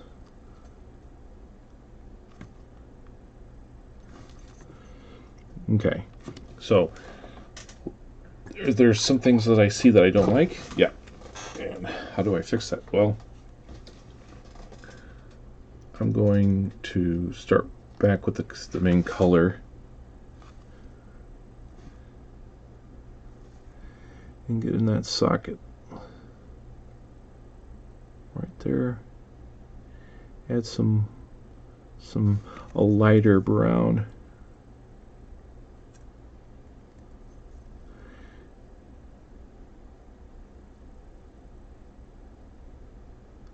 Make some more definition with shade.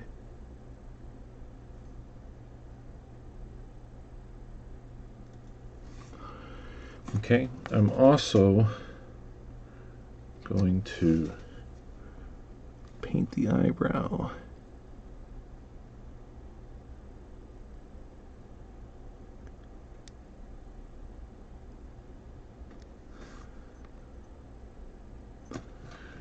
Okay. What I'm going to do is I'm going to take a drop of pale flesh right here. Oh, you know what? That's a little too wet.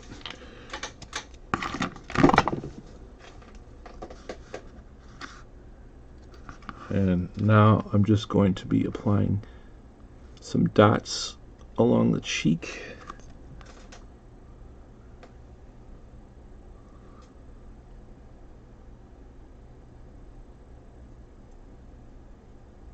Nose, chin,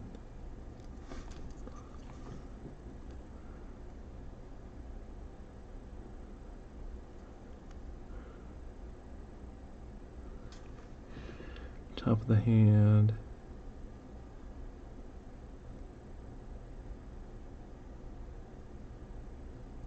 There we go. Now we're starting to make a nice transition of flesh. Okay, so for this figure, for the face, I am pretty much done. I'm going to let this dry, and then I'm going to apply some makeup to her and see if we can add some more details to her face.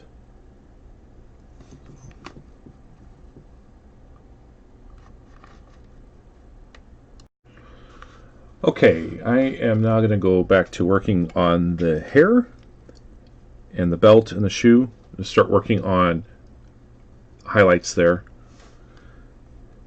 so that we can put this figure to a close quick.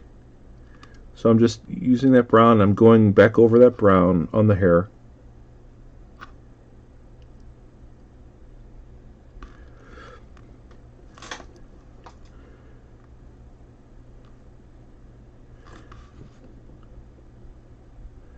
The shoe. So I already have highlights created on this palette, so I'm just going to go with the flesh,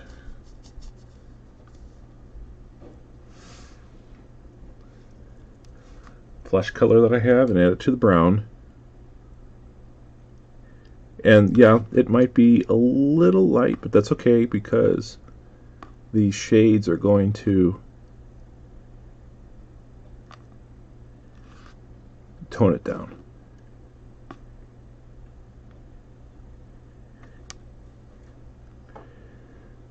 Not going to add a lot of highlighting to the belt because it's hidden by in the shadows, really. So I'm not going to spend too much time there. Okay, I'm going to take some more of the flesh and add it to the brown. So we're starting to even get lighter here.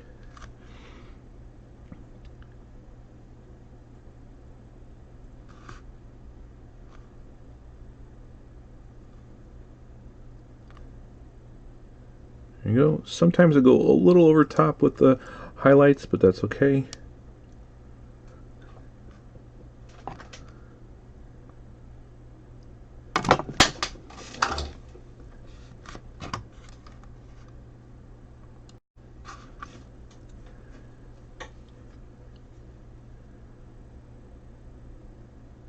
And as you can see, as it gets dark, or as it dries, it's not as bright as it was.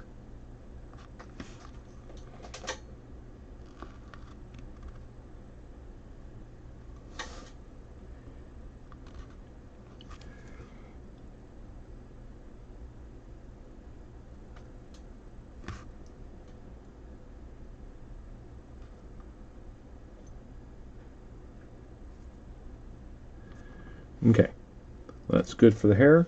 Now we're going to work on the metal.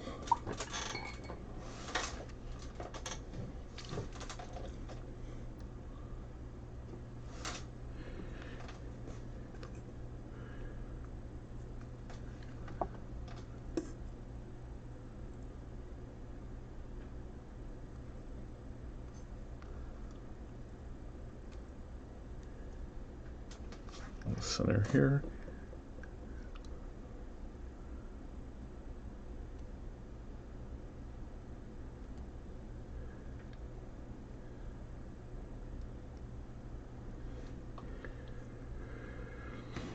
Okay. I add a little of that light flesh to the metal to brighten it up. Get the top here.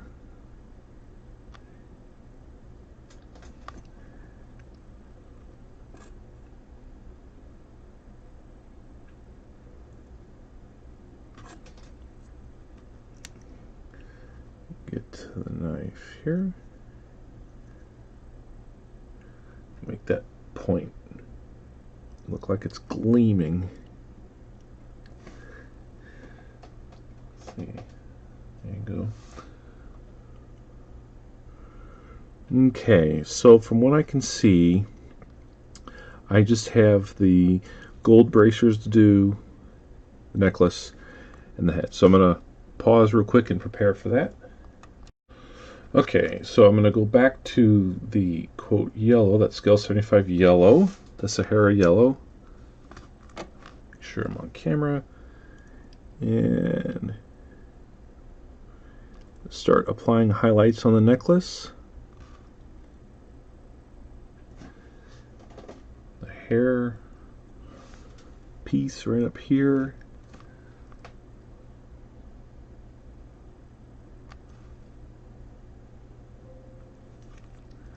So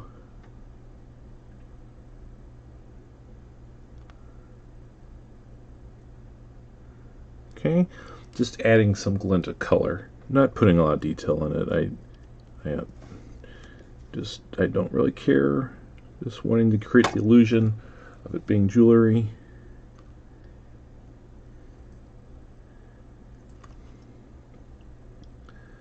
Okay, so now wipe this off real quick, and I'm going to add a highlight, scale 75 tenor yellow. It's a whitish yellow. Stick it right in here. This is part of their scale 75's non-metallic colors. These two yellows are. And I used these yellows, these same yellows, while I was painting this. I think it's really cool looking. It's one of my favorite pieces that we make. Okay. Back in camera.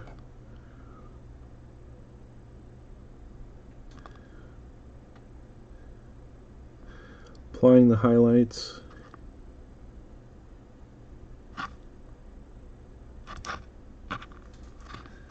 Make sure that I'm in camera and focused.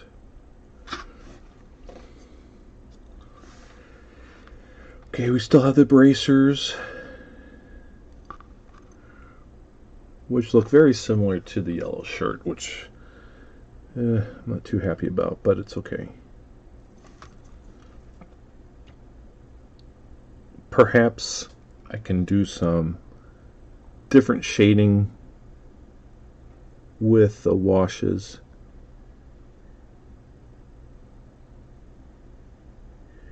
To change the tone.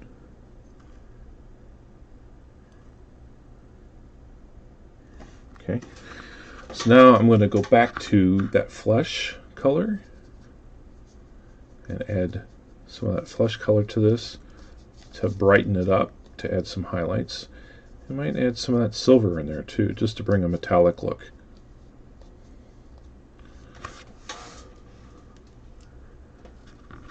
What's that going to look like? Okay, so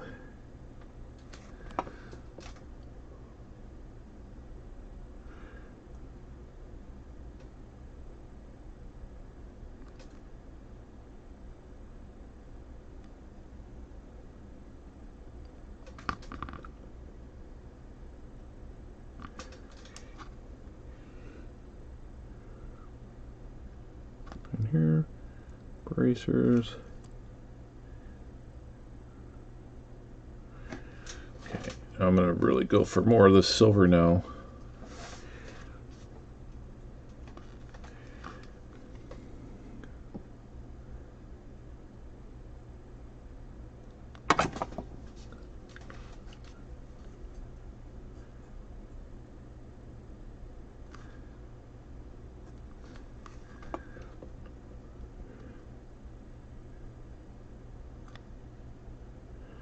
Yep, I'm just going to have to use different browns, I think, to shade the quote gold that I've painted up here.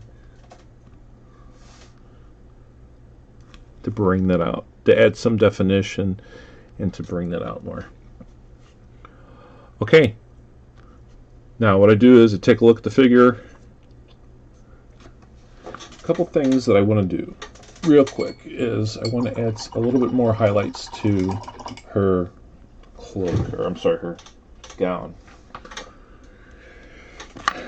And how did we do that? So we had magenta as the brightest color.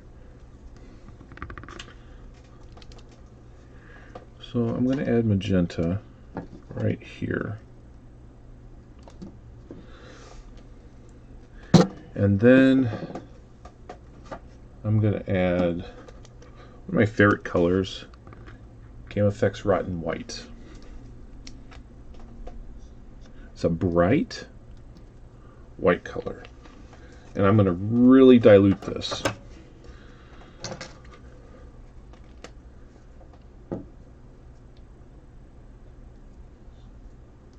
Okay.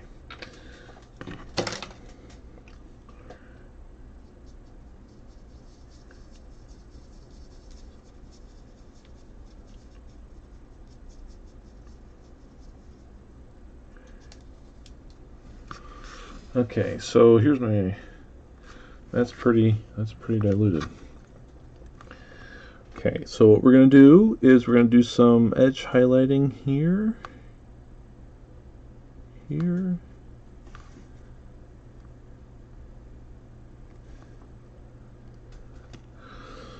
around this area here,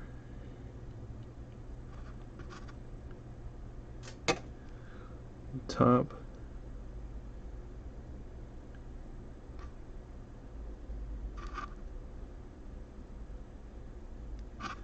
Here.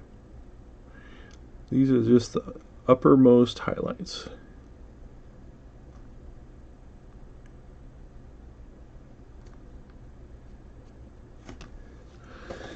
And because I have my trusty wet palette still, if it's not as red as I need it to be, I can do a glaze to tone it down. There we go. That's awesome. That's what I want. Okay. Oops, I always forget this part right here. Okay.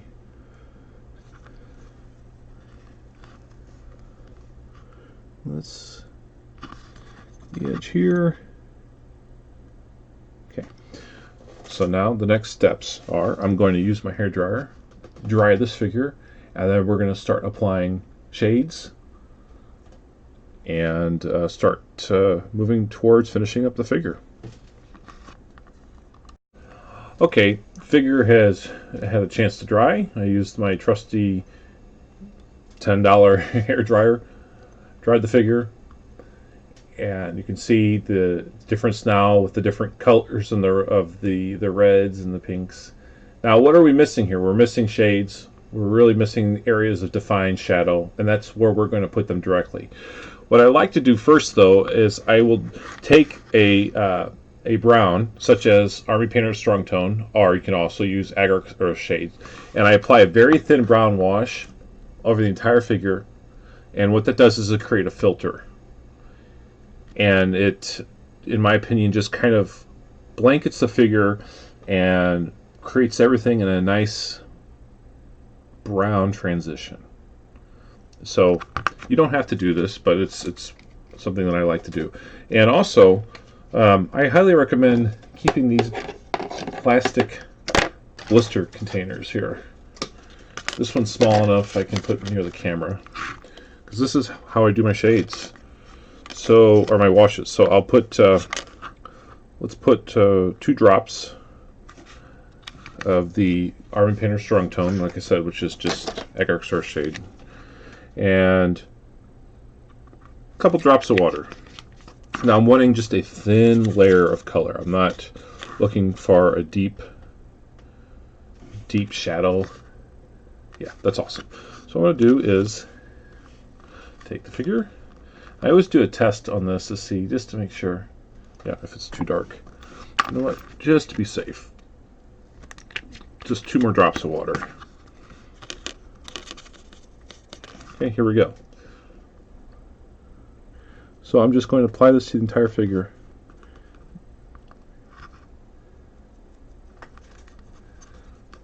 So I make a nice uniform look to it.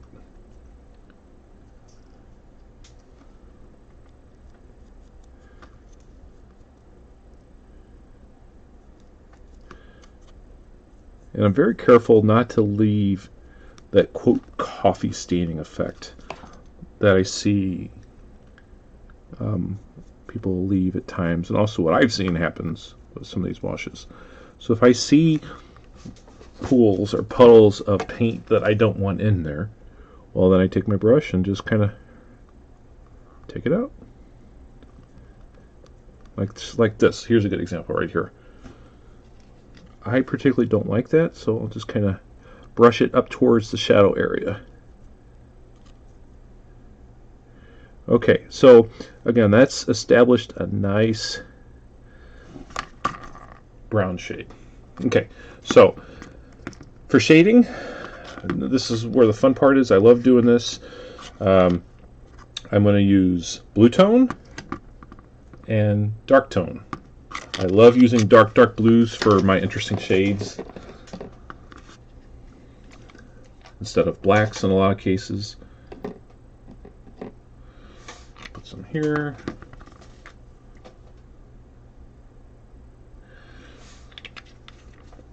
Same thing with dark tone.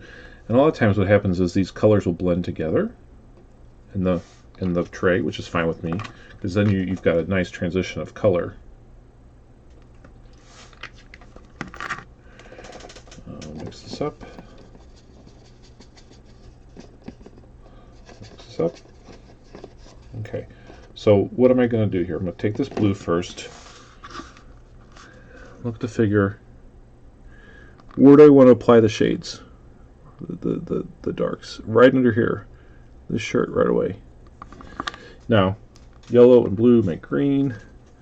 So I don't want the green to occur, the staining on the highlight. So I'm very cognizant of that. Okay, the side of her chest here, the shade. So we're going to put that in there.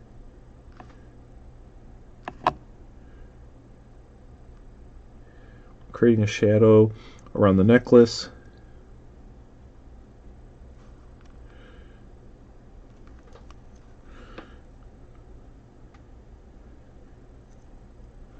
Creating shades, dark areas here of the skirt. And in some cases I may have diluted it too much. So I'll just add another thing of blue. Add some water.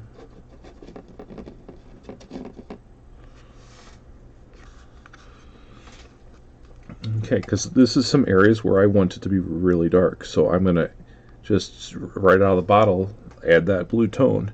Same thing right over here. Same thing inside this cloak. This transition here from the dark, I add straight blue tone to it. Right down here, right in here between the arm and where these two meet. And if I see pooling or whatever, then if I don't like it, I have my makeup brush, makeup sponge, remove it. Let's see here, around the hair. Now if this was a figure that I was going to use for more photographs, I would definitely use an outliner brush and really get in for outlining things, but that's not the case of this figure. So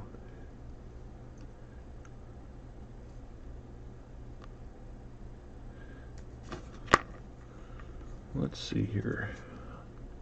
Sometimes I experiment with the color and see how it's going to look.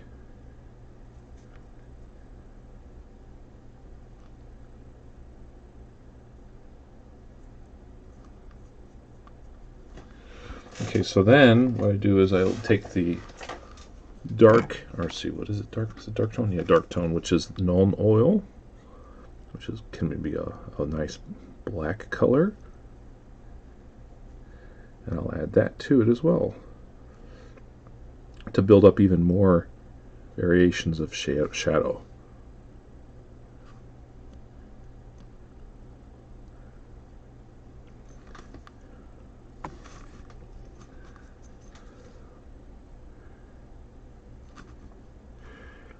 Okay, let's start working this here. This is when I go just a little bit slower. I'm trying to create an effect.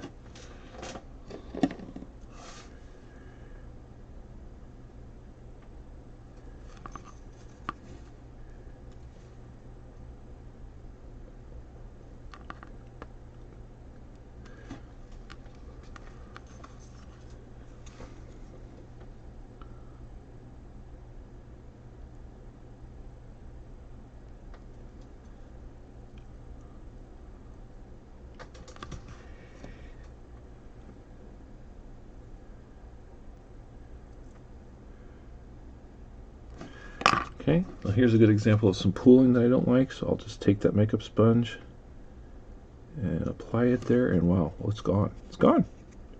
Just, it's absorbed right into it. I'm really trying to accentuate the sides of her chest here, so I'm just adding more thin layers of the shadow, creating an effect. This is darker here, so I don't mind putting a lot of dark in that area.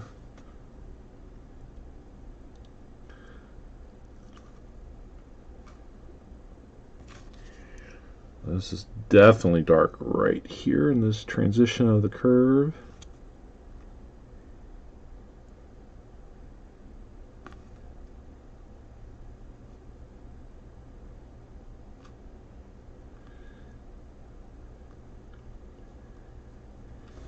Okay. Let's see. So for the most part, I am done with this figure.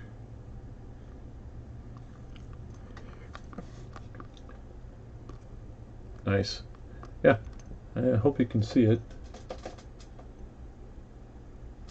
I hope you can see the shadows, transitions.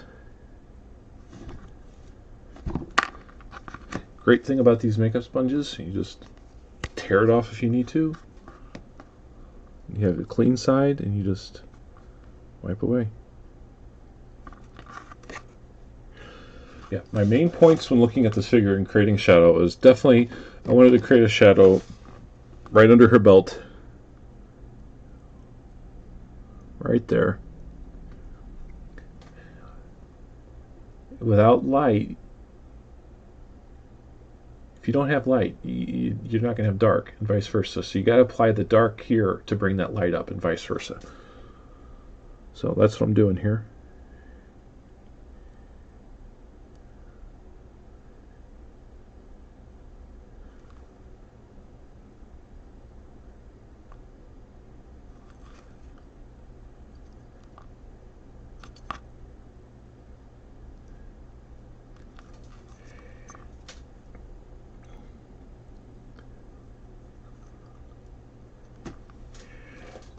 You know, it's funny. I look at this figure from the Bread and Circuses box set and thinking I could use this figure in so many different settings. I can use this figure as a princess in Spain, the Polacks, 1809.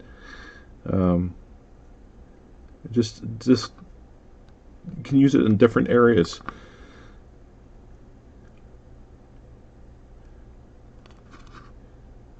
Maybe not a beautiful princess, but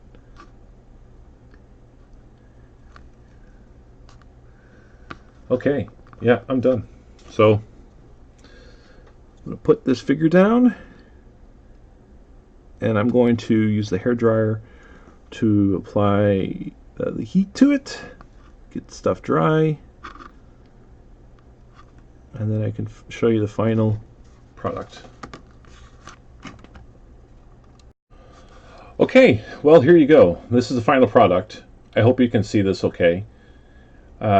So what did we achieve? Very quickly, we painted a figure and with several shades of highlights, several shades of midtones, and several darker shades. And we've made this figure a very tabletop ready figure for not only just videos, to make videos that's going to be shot at high levels, but also just so that you have this figure ready to paint and play.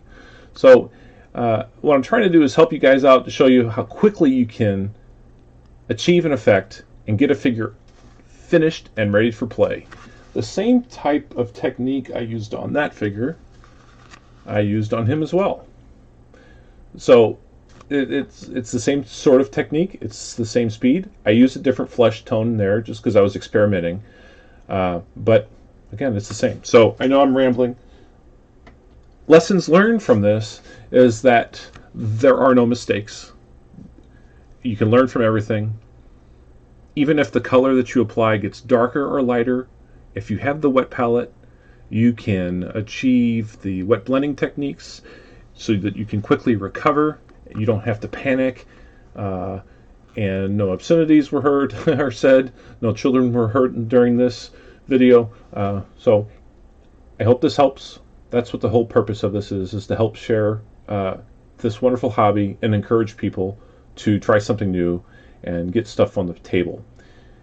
If you have any questions, feel free to message me on Facebook. My name is Tim Spakowski. You can also email me at tim@footsoreminiatures.co.uk. Also, to help with the ratings or my YouTube channel, please hit subscribe and leave comments. If there's something that I need to do different, please let me know, and I'll be more than happy to accommodate. Thanks a lot.